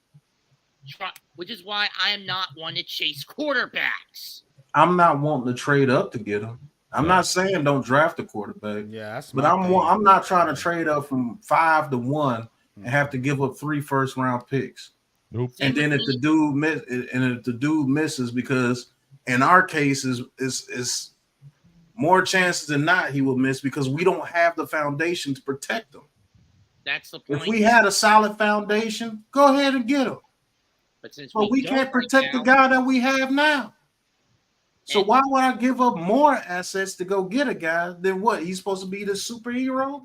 Like all you guys want? This dude with a freaking S on his chest just go out there and play with anybody in any situation, no matter what the situation is, he gonna shine? That don't happen, bro. and That don't happen. And that's where I cut to the chase. I don't do those sorts of. I don't want this team to make those sorts of mistakes. I'll be That's right the main back, reason fellas. That's the main reason I just want another. I just want to get another tackle, fortify the line, and then wait till the next draft class to find a quarterback to serve as a backup for DJ. I mean, I think it all depends on where these quarterbacks go as part of it, and we just don't know that yet. It's way too early. Right. But again, Yep. I think that personally that we can still get back into the back end of that first round and get a good quarterback.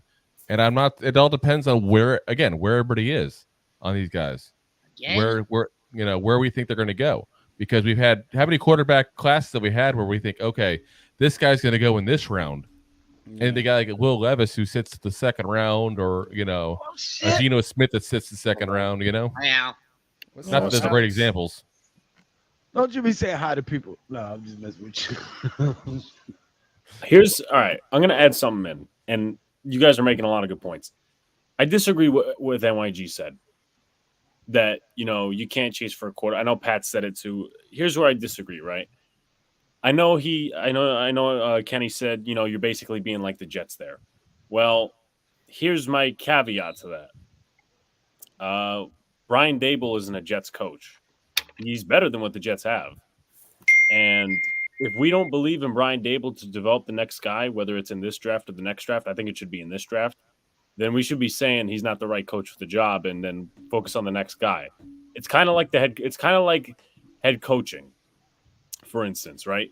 obviously two main pieces to a franchise other than a GM. You keep going to get your guy until you get the right guy. And what I'll say is this, right? If you're gonna pick a quarterback in this draft, you're already signing up for the risk of getting fired because you drafted him. You drafted him.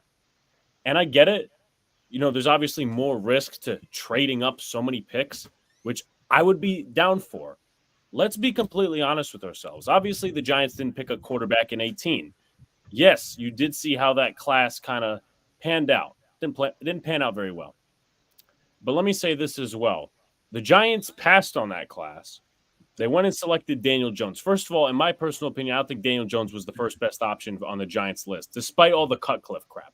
I think the Herbert stuff went in there. And let me ask you guys this. Do you think that they were actually scouting Daniel Jones week 8 when they traded up Eli Apple and Damon Harrison? Do you think they were saying Daniel Jones is the guy? No, they weren't, because they waited. And then Herbert decided, okay, I'm going to go back to college. I get it. We've been losing for so many years. Daniel Jones is not the guy. I get it. And all this stuff about talking about the fan base and whatnot, and it's right. Like, if you're talking about the New York general fan base and the Rushy stuff, fine. The Twitter stuff doesn't matter. Those Mongols on Twitter, they don't matter, okay? But my whole point in this is, I get it. Some people may have, differences in terms of liking, not liking certain quarterbacks in this draft, or just the draft class in general. But taking your guy and I would say trading up for that guy is basically the same thing, in my opinion. You're just having a bigger risk. You're still on the line to get fired if the guy doesn't work. Obviously with all the draft compensation and whatnot. And I would rather have that and them take their guy and them to trade up to 1 or 2 for their guy, rather than they miss out on their guy. We're stuck with another year of Daniel Jones. You kick the can down the road even a little bit more. That's just my opinion. My pushback to that would be, Alex, is I understand about getting your guy. 2 things though. One, if your guy isn't there, you have to basically have a plan. And that goes to my number 1 point, actually, is we can say we trust Brian Dable to develop a quarterback, and he's done good with Daniel Jones last year, Tommy DeVito, Josh Allen, of course. What we don't have confidence in, well, at least I don't, is can Brian Dable develop an offense? Because this offense is pathetic. And it's been pathetic. And to me, what they did last year, we can point the finger at Kafka if you want to. But this is Brian Dable's team. And he has not done enough to adjust, in my opinion. So if he goes and gets this quarterback, is he going to be able to devise and come up with the proper scheme in order to develop this quarterback? Because a lot of that's going to play into it as well. You know what I'm saying? So we can say we trust Brian Dable to a degree, but it's kind of iffy there. With the quarterback thing, I get it, but it's kind of iffy there. And then as far as having a plan is, if you don't get your guy and you're just settling, for homegirl in the corner that don't got a date, guess what? You know what I'm saying? You already know. You could finish that sentence. So that's what I'm saying, man. You know what I mean? And one more point I want to make about the quarterbacks in general. You could possibly maybe get a Penix or Bo Nix in the second round. Yep.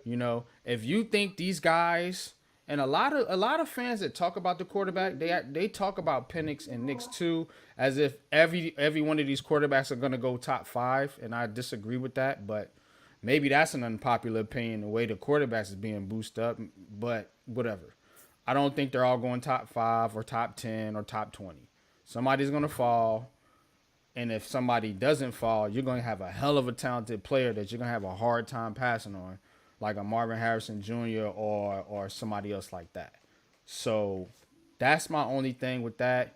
You make an excellent point though, and I'm not anti-quarterback. Like I said, I'm kind of in the middle of this conversation, believe it or not. I'm just saying though, I'm not willing to force that pick. And far as trading up and what you and Miz have been saying, that's my only thing. Yeah, real quickly to add in, what's up to my boy Jacob in the chat. So here's some, obviously brought up about Dable in the offense. Truthfully, I will say, as Giant fans, we have to admit, right? We have to admit that Dable's offenses haven't been good. They've been average at best, right? You know, we obviously know that. Here's the thing, though. Would you rather draft a QB and if Dable's offense flat out sucks, you fire him?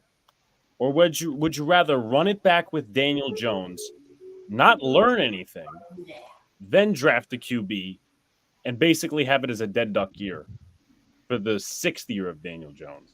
Personally, me, I would rather take a quarterback. And you know what? If let's just say his offense sucks, his offense is like bottom 10 in the league. He does a couple other things that are fireable offenses. Okay, so you fire him. And you know what? You bring in another set of guys.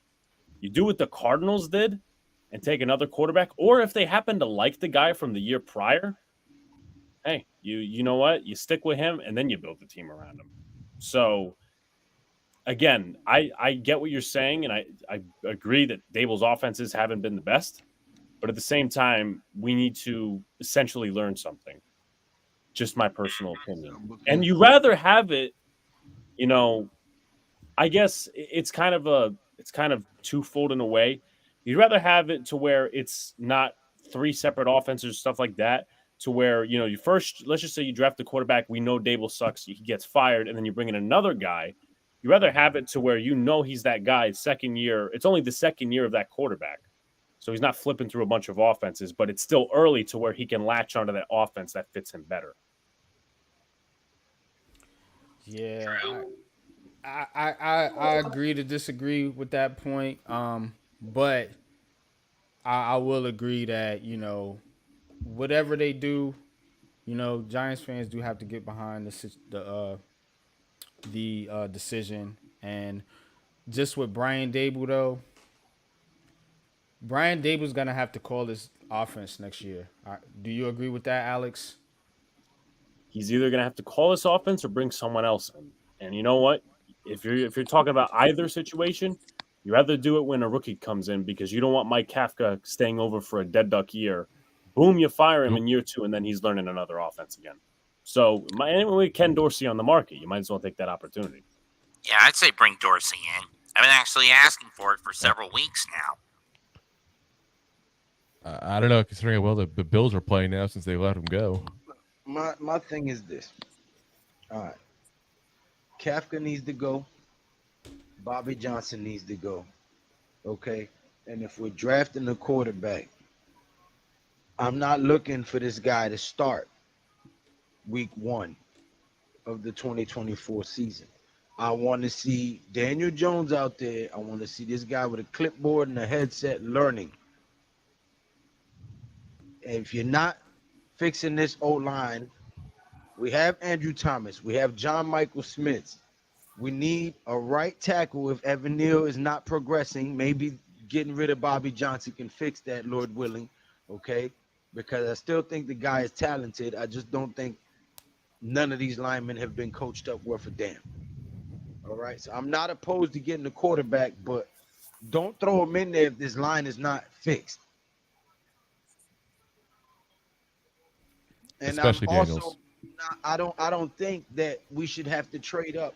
If we lose the next 2 games and certain teams win or whatever, God knows how it plays out, we could end up picking 4th overall. And if you're 4th overall in round 1, you don't have to trade up. Why are you trading up? Yeah, that's. There's Drake May, Caleb Williams, Bo Nix, Penix, Jaden Daniels. There's more than 4 quarterbacks. that everybody's raving about. Now, all five of them going to be great? Probably not. 2 or 3. So, am I going to trade away a future first-round pick next year, a bunch of picks between here and there, and probably another pick that's very valuable when we still trying to build a team that's successful? We need that draft capital. I think you what look it at boils San down to is, do the Giants love Hold on. I've quarterback? been very quiet and I've let everybody speak their I'm piece. sorry. If you look at San I'm sorry. Francisco, San Francisco has had a successful team for over a decade now. They've been able to transfer quarterbacks multiple times and be in the playoffs and even in the Super Bowl.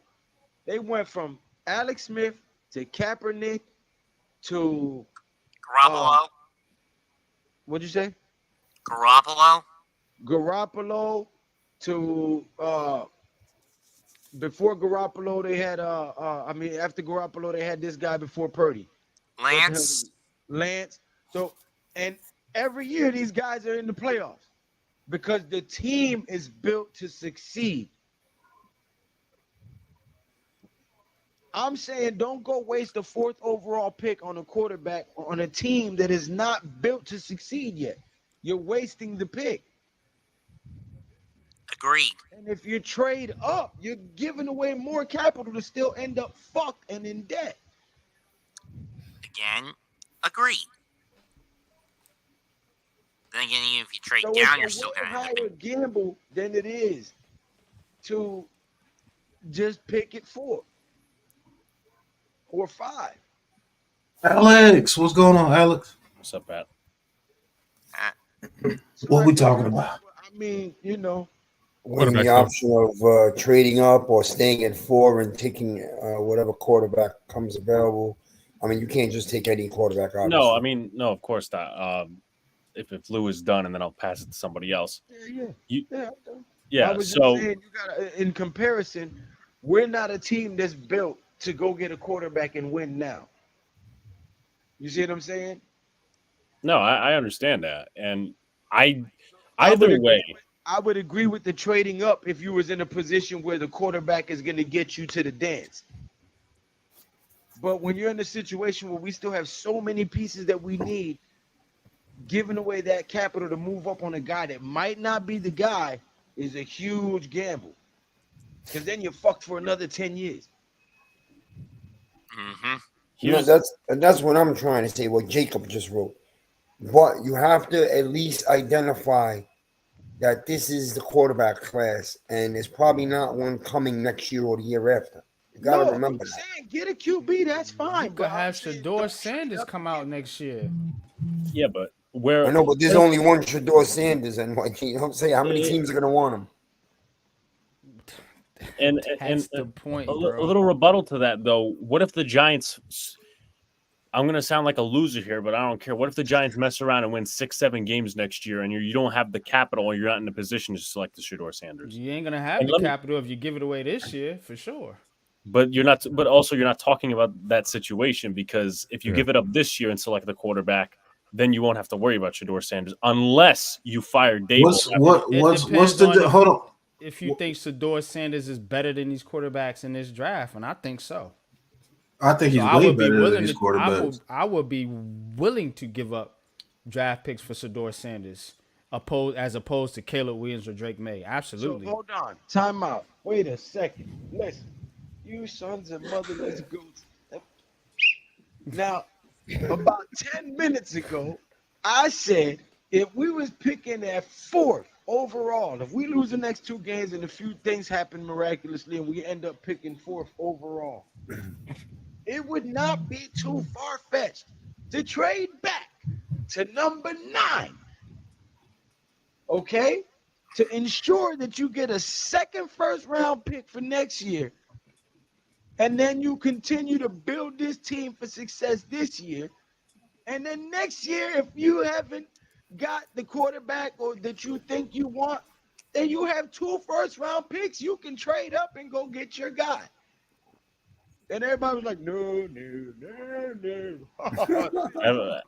I don't think anybody said no to that. I Who didn't said say no to no. that? No. Oh. I'm good with that. So, a couple of points. Number one, think of it from a marketing standpoint, what Lou just said. Now, listen, if your guy's not there at 4, let's just say we're picking 4, and your guy's not there, okay, I'm down to trade back, build this team. But think of it from a Joe Shane, John Mara, all these different guys' perspective. Can you please tell me what you're selling the fan base on? You're going to sell the fan base that this quarterback you signed, he's got a $56 million cap hit. He's just going to be a bridge guy. Now, I get it. We know he's a bridge guy already, but if you don't bring a rookie in, then there's like it's pretty much out there. It's like an uncut, it's a cut wound that doesn't have a Band-Aid on it. Another point I want to make. You guys keep bringing up, and this is a good point, but I have a rebuttal to it. You guys keep bringing up, all these quarterbacks are probably not going to work out. Isn't that a little bit, you put yourself in a coach mentality? Isn't that why you want to trade up for a certain guy, though? Because you know that some of these other quarterbacks, you don't like it. They're probably not going to work out in your system or at the NFL at all. I don't want to trade up. Wait, who said what? I'm cheap. I don't want to trade up. Well, I said this earlier. Okay, so this is where you have to make a list of risk reward. Yeah. Does the risk outweigh the reward? If we trade up, hold on. If we, my bad, Lou, but if we trade up from 5 to 1, can Drew, you're perfect at this. Can you bring up the point system the draft point system of trading picks to move up to the next pick? And just let me know the points at 5. I got it. And 5 is 1,700. 10 is. What's the number 1 pick? What's the number 1 pick? 3,000. So the number 5 pick is only 1,700. Yeah, so what's our second round pick worth? Your second round is only the 37th pick is only 530. So you will have to give up that pick plus another. So 22. So that's 1,750 and 530. That's 2,280. You still have. What's our other second? Is 46 around there? Yeah. What's the other second? The other second is 370. So you still, after those 3 picks, have to give up 400 more points. So which you will have to second give round up, next year. Yeah, because our first second round is only worth what? You said 5 something? Yeah, 530. So you will have to give up at least this year's first 2 both our seconds this year, which you're not willing to do. So you're only giving up our first and our first second, which is what, 2,280. Your first round pick next year is just a projection, so they can tell you how many more points is worth regardless. So you're at least giving up 2 firsts, your second this year, and maybe a second next year, and maybe a third, because they can tell you whatever they want next year. It's gonna be on a bid thing, so they can sell high because they're gonna have so many other teams bidding for that pick. You see what I'm saying? So guys, let's put it this way. Let's put a mark on it. You're gonna have to give up a first this year, first next year, a second this year, and let's just say let's be lenient, a second next year. So 2 firsts and 2 seconds. So you won't pick into the 3rd round of next year after you get your guy this year, and you're not picking till late second this year. The risk is if you don't hit on your picks the next 2 years, at least 70 to 75% of them, to get this offensive line fixed, to get him weapons, to get the defense to where we can be dominant. And you said we only have how much cap room this year with the release of Glowinski? Like 48? 45 million. Okay, so add another 8 to 10 million to that because the cap is going up. It's going up at least 8 to 10 million. So let's just say we have $55 million. You still have to sign Saquon Barkley. Let me ask you this. Do you like Xavier McKinney back? I don't care if he comes back or not, to be honest with you. Okay, fuck Xavier McKinney. Damn. All right.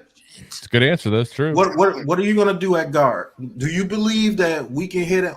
No, thank the you. guard positions late in these rounds with our draft history of linemen. You can't just go off the top of your dome. You have to go off our past history of drafting linemen. Oh, yeah, that's true. Especially late in rounds when there's Lemieux, there's Matt Pert. Who else we drafted late? You got Zudu, McKeithen. Yeah. Have we hit on those picks? No, but if you want to finish up, and I'll rebuttal that. But no, I'll ask you a question. We haven't hit on those picks. So with our given history, we have to hit on lower round picks. We're picking one. We got 1 second rounder this year. That's good, but it's a late one because if the Seahawks make the playoffs, it's going to be even later. Mm-hmm. And we don't pick until the 3rd round next year. Is that a risk you're willing to do to have low round picks and limited? You said we're going to have limited cap room. This is your words. You said we may have limited cap room. I know, yeah. Do you think that's a good idea? Yes. Here's why. Why? Go ahead. Because I said this earlier, and I think you maybe even on a break or something. I'll start with this. You trading up to get your guy, or you picking your guy in general, is almost in a philosophy sense the same risk. Now, obviously, the picks involved, that's different. It's just a little bit higher. Because let's just say the Giants are at 4. They take Jaden Daniels. The clock is already starting on Dable and Shane's jobs. I'll say that much. The clock has already started. Mm-hmm. GMs and developments and all these different front office people, they make their bones not just the first round, not just second round, but in the late rounds. And I don't disagree that the Giants have failed with O-line in the past. I think you honestly could remove Lemieux and all these other different guys from the conversation because those were Gettleman picks. You could still put in Zudu and McKeithen. Now, you take a look at those two guys, in my personal opinion, from a different perspective. Going into the coaching, you look at Zudu and McKeithen, they basically have the same issues, right? Hand placement, couple other different things. That's because Bobby Johnson. Now, you spray that into 2 different angles. If you get rid of Bobby Johnson, you could feel a little bit more comfortable going in late rounds with an O-lineman. If you don't get rid of Bobby Johnson, you may not feel as comfortable, and that's on your own indictment because you won't get rid of your friend. Now, I will say this too. Different position. Micah McFadden was drafted in the 5th round. He is currently our 2nd starting linebacker. The Kansas City Chiefs, and I know, obviously, we try to avoid comparisons of other teams. They have a 6th round right guard. Some of these other cats. How about the Steelers' offensive line in their prime? Ramon Foster, Alejandro Villanueva, and Marcus Gilbert. I don't know about Gilbert for sure, but I know the left tackle and the left guard, they were not even drafted. They were not even drafted. So the thing that I look at this in this scope, and obviously you guys disagree, that's fine. That's what makes a debate fun, is the risk, in my personal view, is just as much if you trade up as you select your own guy. Because you have to hit on your picks either way. Because you could sit here, right, and not trade up. You get Jaden Daniels, get a 2nd or 3rd round lineman, and they don't work for whatever reason, your ass is still by the fire, and you're almost getting fired. My personal opinion. That's just the way I look at it. That's true. So you're still gambling on your picks either way. Your job's still on the line either way. Right. You might go get your guy. I see what you're saying. So fair point. You're willing to gamble that much draft capital with your clock starting on a guy playing behind a makeshift offensive line because you say we're going to have limited cap room. Yeah, and then he's willing to gamble because if he gets fired, he don't got to deal with the repercussions anyway. So he's going to spend the farm to go get his guy. He's also talking about a new offensive line coach and thinking that's part of the problem, if not a lot of the problem. I truly believe that's part of the problem. Yeah, that's part of the problem. But it's not. It's like trading up to get your guy. You don't know if this guy's going to be the remedy to the offensive line. You don't. He might suck too when he comes in. Mm-hmm. So the thing is risk reward. Yep. Not only do you have to get an offensive line in front of him, do you think the weapons here are good enough to have your quarterback go up to the upper echelon, because I don't care what nobody says. Your quarterback is not making a receiver run better routes or catch the ball or have a skill set. He's not. He can throw the ball perfectly every time. And if that son of a gun can't catch, it's an incomplete pass. Get off the field.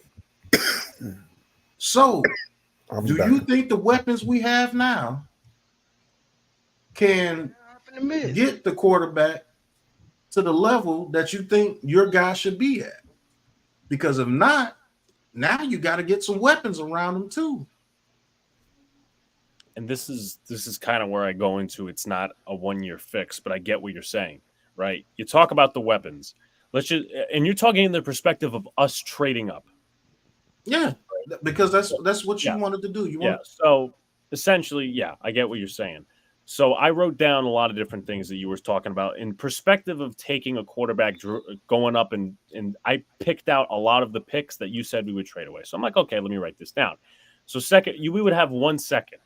You could go out and take Leggett in free agency. I don't think he lasts to our second round pick. I think he's actually going to get to the first round, depending on his combine. But go ahead. Let's just go with your scenario.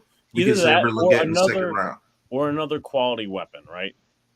You have a core of Hyatt, Robinson in the slot, and you have Leggett on the other side of the field. And then you draft some quality depth receivers, or you have some guys in the background. Just for show. Plus, you still got Slayton. Yeah, you do have him on a 1-year contract. Technically, it's 2-year extension. So let's just say that happens. You bring in a guard in free agency. Look at it. And also, you bring in an O-line coach. It's probably not going to be Munchak like I want. But anyway, let's just say you bring in a new O-line coach, right? You bring in a guard, whether it's left or right. If you have a better O-line coach, you can somewhat still say, okay, we're going to give another year or another couple of months, weeks, to Evan Neal at right tackle. Because you can kind of put that weeks in one breath. You can put that on the excuse saying the O-line coach sucked, he wasn't coaching up right. So what you could do is go into next year, and I'm going to use a guy who's projected in the 3rd, 4th round right now. Your offensive line could be Thomas. Let's just say your free agent guy at left guard. Alex, he's part of the Big Blue crew. That's my guy from Big Blue in the Bronx. Left guard, and it's not going to work out like this, but for situation's sake, let's just say it does, right? Your offensive line obviously giving up 70+ sacks. You have your free agent at left guard. Center, Schmitz. Right guard, let's just say Cooper Beebe. 3rd, 4th round. Right tackle, Evan Neal. With better coaching, and you didn't even spend too much assets on the offensive line right there, other than maybe one free agent. In that case, that's not too much invested, but that's a better offensive line coached and put together than what was coming into this year. And as far as the wide receivers go, as I mentioned earlier, Leggett, you have Hyatt, you have Robinson, you have Slayton, and 2 more schmucks on the back end. As far as that goes, that might be a better receiver core than what we're seeing as production right now. And then let's put some other things in perspective, and I'll shut up. Next year, right? 2025 or whatever it's going to be. 25. Then you can seriously upgrade other positions. Now, I get it. You're not picking till the 3rd round, but, you could still, 3rd round, 4th round, I get it. It's a little less, but you could finish up either the offensive line, put stuff on the defense, and help your quarterback out a little bit more. My whole point in this is I don't want to kill our quarterback. I don't want to keep going through this nonsense again. But you're not giving him the full package. You're letting him battle some adversity while you're taking the risk. And if he does good under adversity, great. You get to upgrade, and he's playing even better. But if he's not, then obviously you're going to be shitting your pants a little bit. So that's just my philosophy again. Okay, so let's go with your philosophy. I don't think Cooper Beebe makes it out the 2nd round, to be honest with you. Okay. But I think more like the guy from Oregon, he may slip to the 3rd round. What's his name? Something Johnson. I could probably. You just gave me a full scenario, but you didn't give me one thing about the defense getting better. Well, You had to do your whole scenario just to have a makeshift offense that you believe that can be better than what we are now. That's the risk. You need an edge on defense. You need some backup linebackers. You need a number 2 corner. You just said fuck McKinney, so now you're gonna need a number 1 safety. You see what I'm saying? yeah. Do you believe in the slot corner position? I do, but I have my doubts. Sometimes when it comes to good route running slot receivers, he can't guard them. In some cases. Are you getting rid of Waller? Is Waller still here? Or are you getting rid of him to have the cap room to sign your draft picks? But you ain't gonna have to sign that many because you trading all your picks. So are you getting rid of Waller or are you keeping Waller? I mean, if you want that situation, that adds to, let's see, you want to say 24 or 25 that you get rid of Waller so this offseason or next offseason? I think you keep him for a rookie quarterback. Okay, keep him for a rookie quarterback. I said this in the chat earlier. What you can do is you can designate him as a June 1st, post June 1st cut and cut him, let's just say in March. But you don't get to use that $12 million. So what you could do in that situation is go under a certain amount of cap, sign your draft picks, do what you got to do. And actually, you don't even have to sign all of your draft picks, like just the late round guys. Then when it comes to first, second round, those contracts are done in June, July. So you'll have the room to do that. And to go back real quickly before I let y'all speak, that's what me and Pat are discussing here is just through this whole process, whether it's getting a QB next year or this year, it's not a 1-year fix. And I'm not trying to cop out of my own situation where I had mostly offense. You could have a situation where you select an edge in the second round and just say, screw it with receiver, either draft somebody in the 4th or late, or maybe even the 3rd, or you could run it back with Slayton, Hyatt, get a low-end receiver, or Wandale. And then the following year, you can say, okay, let's draft a wide receiver. And also what you could put in there is this, whether you want to trade Saquon or not, if you remember, comp picks, right? Let's just say you let McKinney go. Now, it may equal out because if you sign a good guard, it's not going to be a comp pick for McKinney. Mm-hmm. But don't sign a good enough guard. You get like a 4th rounder. 3rd, 4th rounder, which in this case, and I'm not saying 4th, 5th, 6th round guys should be starters. I'm not saying that, but Joe Shane should make his bones a little bit more drafting in the later rounds, especially if he's going to have a rookie quarterback at some point during his tenure. Yeah, I think that's how you make a great foundation, by hitting with late round picks. That's what makes your team. Mm-hmm. But that whole scenario that you gave me, you couldn't do anything with the defense, basically, because I don't care what anybody says. You're going to want to make sure your quarterback has the assets to be a better quarterback if you're a smart franchise. And you don't have the assets to really go out there and do everything that you want to do. So you're going to do what's best for your quarterback. Michael McFadden, as good as he's playing, he misses a lot of tackles. You need a second edge rusher, maybe even a third, because Ojulari gets hurt so much. Probably going to need a slot corner and a second starter corner and a starting safety. And we like to play the 3 safety look. Do you trust Dane Belton out there? I don't. No, but even if you, and I'll caveat to this, even if you went full defense in this draft, it's likely the same effect, in my personal opinion, as if you barely selected any defense at all, because how much of those impact guys are you playing, right? We talk about Javarius Owens. I mean, I know he's a 7th round pick, but let's be honest, he hasn't gotten any playing time. Dane Belton, a 4th round pick, hasn't gotten any playing time. When he does go in there and play, he looks lost. Mm-hmm. Right. No, I don't disagree. I don't disagree. But in that sense, like when you're talking about, like, and I'm not saying you're totally talking about going all defense, a lot of those needs are not going to be addressed in one draft. So again, it's kind of where I'm coming from. I think the Giants are looking at this the same way we are. It's just 2 different perspectives. If I could also So- interject as well, if you help the Yeah, sure. offense out that much, you're also helping the defense as well because you're keeping them off the field potentially. As Yeah. a So instead of how what's are going we on keeping right them? now. How are we keeping them off the field? What system are we running with this quarterback? In your case, who's the quarterback you're trading up to get? I'm trying to get Jaden Daniels, my opinion. Okay, so with Jaden Daniels, what system do you think will run will be the best to his abilities? Me personally, I think it's the Ravens type system, and we got a lot to do in order to run that type system. But you tell me what type of system you would run with Jaden Daniels. I would say the Lamar Jackson like system. So the Lamar Jackson like system, you know, they have a fullback that's 320 pounds running out there. They have a great tight end, a backup tight end that's going to be great in Isaiah Likely. Yep. The number 4 or 5 ranked offensive line. They have 3 good running backs that can interchange and they can keep running that ball however they want. They got Odell Beckham. They drafted Zay Flowers in the first round, Bateman in the first round.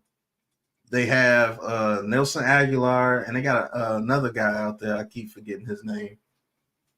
There's Bateman, there's Flowers, there's OBJ. Oh, Aguilar. What's the other receiver's name? Tylan Wallace? Yeah, Tylan Wallace. So how far do you think our offense is off from being able to run that Lamar Jackson system? And we have to trade up to get Jada Daniels, our Lamar Jackson like type quarterback. How much work do you think we need to do to get to that system? Well, I guess you could start from the offseason.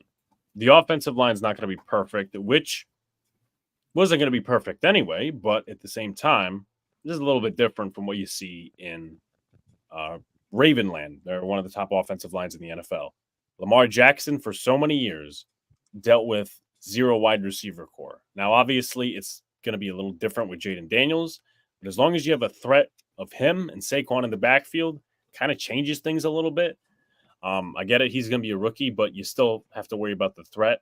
As far as tight ends go, Mark Andrews, I forget what round he was selected in. It may have been the later rounds. I think it was like a third or fourth. Yeah, I say third or fourth when most of the best ones are drafted for some reason. Right. Or maybe even like a 6th or a 7th. Like tight ends aren't drafted high. So personally, is it going to be perfect Lamar Jackson system? No. But I think if you revise, I guess, my scenario a little bit, you could kind of still go with Drew's argument and say they're going to keep us off the field. Because let's be honest here, whether it was more was Tommy DeVito, but during the Daniel Jones first half of the year, it was basically the defense on the field for 40 minutes. And in that case, even with DeVito, you take a look at that Jets game, they were playing keep away. Are we really going to be playing keep away with Tommy DeVito, Jaden Daniels, and Saquon Barkley? Nope. It depends on how you run that system. And do we have the dogs to run this? Those offensive linemen, I know somebody say, well, you're confused. The offensive line is hurt over there with the Ravens. They got like one guy hurt. The guy behind them is doing the exact same thing because that's what that foundation is over there. It's the expectance of being excellent at blocking on the offensive line, and those dudes come in and they do a pretty darn good job as well themselves. That's because of good coaching. Good coaching. Yeah, good coaching. Yeah. So got to keep in mind that's a key component of what his plan is, though. Without the new O-line coach, his whole plan falls apart. Yeah, but I'm quite sure we have a new O-line coach, so I'm gonna give him kudos there. I don't see any way Bobby Johnson is here. No, by the way, Mark Andrews picked 86 in 2018. By the way, third round. Oh, he was a third round. Yeah, he was a third round. So I'm not mad at your scenario. Of course. It's just the risk reward. If I have to go by, let's say 1 to 100, that risk is at least an 82% to me. Because if that quarterback is not what you think he is, what are you going to do? In my opinion, Pat, in that situation of you don't know, you don't think he was what you originally thought he was when you picked him, that ends up in any scenario. Because if you pick the guy, if you pick Jaden Daniels at 4 and you don't trade up for him, you still have all your draft picks. It's kind of, and again, I get the risk with picks and building the team, but it's kind of the same situation is, oh crap, we busted on a quarterback. Then you're out of a job. About, fellas. Yeah, but later. Have a good one, Mets. But if you pick him at 4, You still have a first round pick, your second round pick You for do. next year. You still Yeah. got your 2 seconds this year. You still got your third for next year. I mean, you see what I'm saying? Like, you still have assets. But Right. this is No, all But the in Giants that loving their scenario- quarterback enough to make that decision. That's part of the equation. They have to love the quarterback enough to give up all these picks. right. That's- It's not like they're just doing it for the sake of doing it to pick whatever quarterback they want. There's got to be one guy. I understand that. And if So- if they do feel that Jaden Daniels is worth trading up to the number one because you know the Commanders are going to take him before they get to you, do it. Actually, everything here, the Commanders, they want Caleb. See, this is why I love having conversations with men that are not just super emotional and stupid and just having one track mind. You see how we went through 4 or 5 different scenarios? And I can't be mad at Alex because he came with data. He came with a plan. And to be honest with you, if that plan works, they're going to look like fucking geniuses. Yeah. Just to be honest with extensions. Very risky though. Yeah. But very, it's very risky as shit. And what I'm telling you is, are the New York Giants in the place to where they can be that fucking risky? Yeah. That's the question. Do you Right. feel that we can take an 82% risk, and that may be low in this scenario? Yeah. Is Are there you not a willing to risk take going that back risk? with? Is there not a risk though going and playing with DJ one more year and having a season like this all over No, again? he's been getting beat for the past 5 years. We'll let him get beat No. for another I'm year. saying, I'm not saying from a What's Giant what's perspective. I'm playing saying with from DJ Joe mean, Shane and though? Brian Dable's perspective. Do you think for their those two job survive wise, another yeah, year? yeah. No, how can that be their job wise? Let's Because- not forget. I always say that Mayer is not the guy that's just pulling strings and say, but Mayer can't be mad at that because he the one that came out and said, "Man, we didn't give Daniel Jones a shot." At least with these two dudes, they gave him a shot and it didn't work out. Mayer see it for his own eyes. Okay, Yeah, he but he'll- wasn't the guy. Go He'll get make your the guy. decision because of the fans, same as he did with Joe Judge. He wanted to keep Joe Judge. We all know that. And then all of a sudden, the fans flipped out like crazy. Nah, because Joe Judge did some things too. Yeah. Well, yeah, the Bears post-game conference obviously Yeah, didn't help him. that sold his job. But I mean, the hell was the point I was going to go on? But like, here's the thing, though, and this is something I talked about earlier. I kind of agree with Drew's point about, oh yeah, this could be kind of consequential for like Dable's job and Shane's job. Not in Mara's view, but if the fan base starts getting pissed off when you have zero plan, when fans are looking at it from this perspective of, okay, well, you signed this guy and he's got a $56 million cap hit, but we're not really trying, not that they're not trying to win, but your ceiling is limited. Why settle for mediocrity when you could just come out to the fan base and say, hey, we're gonna tear this down. DJ's gonna lead us for the first few games and we're gonna hand it off. Why does So- it have to be the so- first few games though? Why is it like? Why do we have to put like? Okay, because it's like people are saying Daniel Jones is done, and I'm trying to gauge this thing as where fans are at because he's coming back. We know that. No, so yeah, like I'm not people denying saying people agree with that, but then they're saying we need to get rid of Daniel Jones. Where is he going? You're Where's not he getting- going? That's That's the point. He's gonna be here. So this whole draft and the quarterback thing, it's not going to make Daniel Jones go away. So we have to take that emotion. It'll make That's him a a very fact. expensive backup. That's a We fact. really do. And We he's have not- to he's not take wrong. that out of it, bro. We really have to No, start he's- taking that out of the conversation. He's gonna be here. Yep. Now No, we yeah. can build with a new quarterback. I understand that. But us just drafting a quarterback just because we're tired of Daniel Jones, guess what, guys? He's No, coming I mean, back. I don't think anybody's saying just to draft Yeah, a quarterback purely because we're tired of Daniel Jones. It's draft a quarterback if you think you have a guy who is better than Daniel Jones and more apt to lead this team in the future. yeah. If you don't that's think that, then fine, you got to just cancel it and stick with DJ for another year. Yeah. Point blank. No, I mean, Alex. yeah, just like this is a terrible set of comparisons here, but you're going to get my point. Let's take the Jets, for example, right? They're coming back with Rodgers next year, and I get they're a far worse team than we are. Aaron Rodgers coming back, Robert Saleh's coming back. You know that there's a limited ceiling there. So why don't you just get the rebuild kind of going there? Now, compare that to the Giants situation. The Giants, QB rich draft, right? They've been at games where quarterbacks, high profile quarterbacks are and playing all this other stuff. Why would you kind of wait that year when you know that this is a QB rich draft and that Daniel Jones is not your guy to wait to get him off the team and then say, okay, we're going to draft a quarterback? You're kind of kicking the can a little bit down the road. Yeah, So, that's and again, that's kind of where we align at, Alex. But my thing is that now you're not chasing a quarterback now. That's my thing. You don't have to chase the quarterback now at that point, because you chasing the quarterback, you're basically saying A1 rookie top number 4 pick is coming in here A1 day 1 to start over Daniel Jones. You're 50 whatever you're paying him quarterback. And I don't know, from a GM and from a managerial standpoint, that's what Joe Shane want to do. I don't know. But ahead, the scenario, if they don't draft a quarterback, I'm saying, let's say they have a very good free agency. They get the offensive line at least a half decent.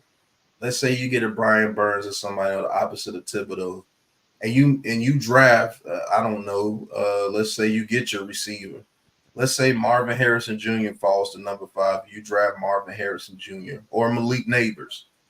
Then in the second round, you pick your right tackle or right guard, whatever you didn't get in free agency. And let's say they have a good draft throughout this draft, and there's a foundation where you can go out there next year and Daniel Jones just doesn't play up to par, but things are looking good. It's just that Daniel Jones is not the guy. Now, if you do go draft a guy, let's say you win 6 or 7 games with Daniel Jones, you have like the number 11 or 12 pick. Let's say a quarterback comes out the blue and plays very well, and he becomes a top quarterback as well, because that does happen as well.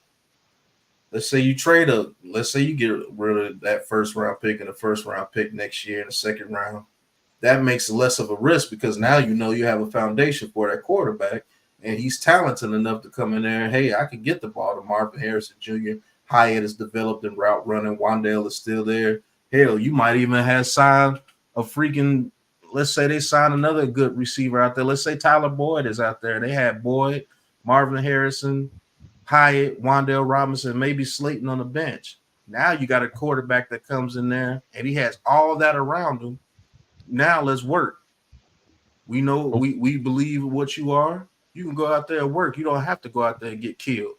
But what if that quarterback is a top prospect in the draft? Now you were talking point value wise. If you want to say we're 12th in the draft that year, you would do the same thing points. the 49ers did. But hear me out.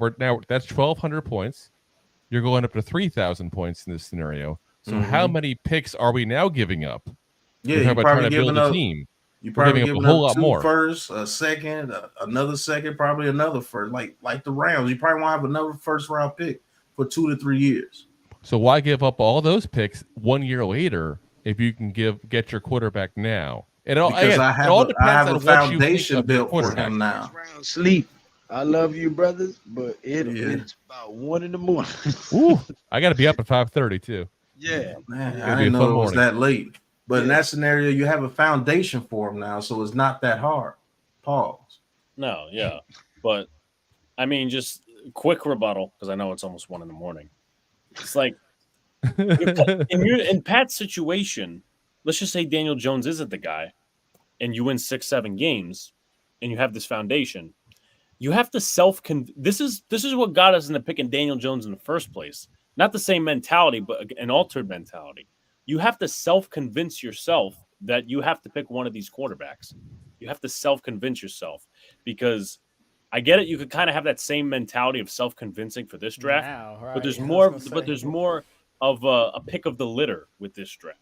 With the next draft, other than Shedeur Sanders, I mean, you have to wait for guys to declare and all these other different things, because now with Daniel Jones being out and not being as good as he was this season, you kind of have it on the radar, and the Giants already conducted going to all these games and stuff. They already know that I guess in this situation, they have to pick a quarterback. But what if, let's just say you're halfway through the college season, Daniel Jones is not getting it done. Now you're late on scouting, and you have to self-convince yourself. I find that to be a little bit worse, despite the foundation, because you kick that can down the road rather than going up, getting your guy and building as it goes along, because you know you're going to have to build 1 to 2, maybe even 3 years of foundation. I'll say this before we end this. If you're late on scouting on any year, that's the reason why you're bad. I don't care if Daniel Jones is playing that year. You see he was scouting Drake May all this year, and Daniel Jones and that was out there. He didn't wait till Daniel Jones get hurt. He didn't wait for Daniel Jones when he didn't give him his 5-year option. He was looking at C.J. Stroud and Bryce Young and the whole season while Daniel Jones was playing good. So if you're late on scouting, that's just you trash as a scout. You scout all year long. No matter who. Too, before we end it, look, we didn't know Penix was going to be a top quarterback this year. We didn't know Bo Nix. We didn't know Jaden Daniels was going to be, So just because it's not looking like it's all these quarterbacks come into the season and they rise based on their production during that season. So we don't know who the top quarterbacks is going to be next year, and we don't know how that's going to pan out either. So you can't just say this is the better class than the previous class, or the future class, I should say. All I know is when I said don't pick Malik Willis, I was fucking right. Everybody was telling me to pick. I was with you on that. I was with calling you. me stupid. Oh, you got to take Malik Willis. He's a generational talent. He threw a 60-yard pass at his pro day. I said I wouldn't take it a single quarterback in the whole draft class. Yep, right. I said Kenny Pickett was the most ready, and I didn't even know about Brock Purdy, but that still doesn't even say anything. Brock Purdy went to the 49ers, sir. Exactly. Exactly. You can't that type of stuff you can't predict. All right. Well, Lou. Yeah, you got it, Lou. Thank all of you guys for coming by. Thank everybody in the chat, everybody who watched. If you haven't subscribed already, please do so. Also, make sure you go subscribe to all of these guys. Big Blue in the Bronx, Big Pat Sports Talk, Two Giant Goofballs, Unpopular Opinion Sports. Make sure you go to subscribe to all of these guys, man. We are the Big Blue Crew Sports Network, man. Thank you guys for stopping by. And until next time, y'all already know what it is. Yeah. Ain't no chatting, no liking, just action. All my in front like they's hatching. You already know. Poppin'. Ain't no stopping me now, steady rockin'. Watch them hate on me now cause I'm locked in. Watch the hate on me now cause I'm poppin'. I ain't stopping.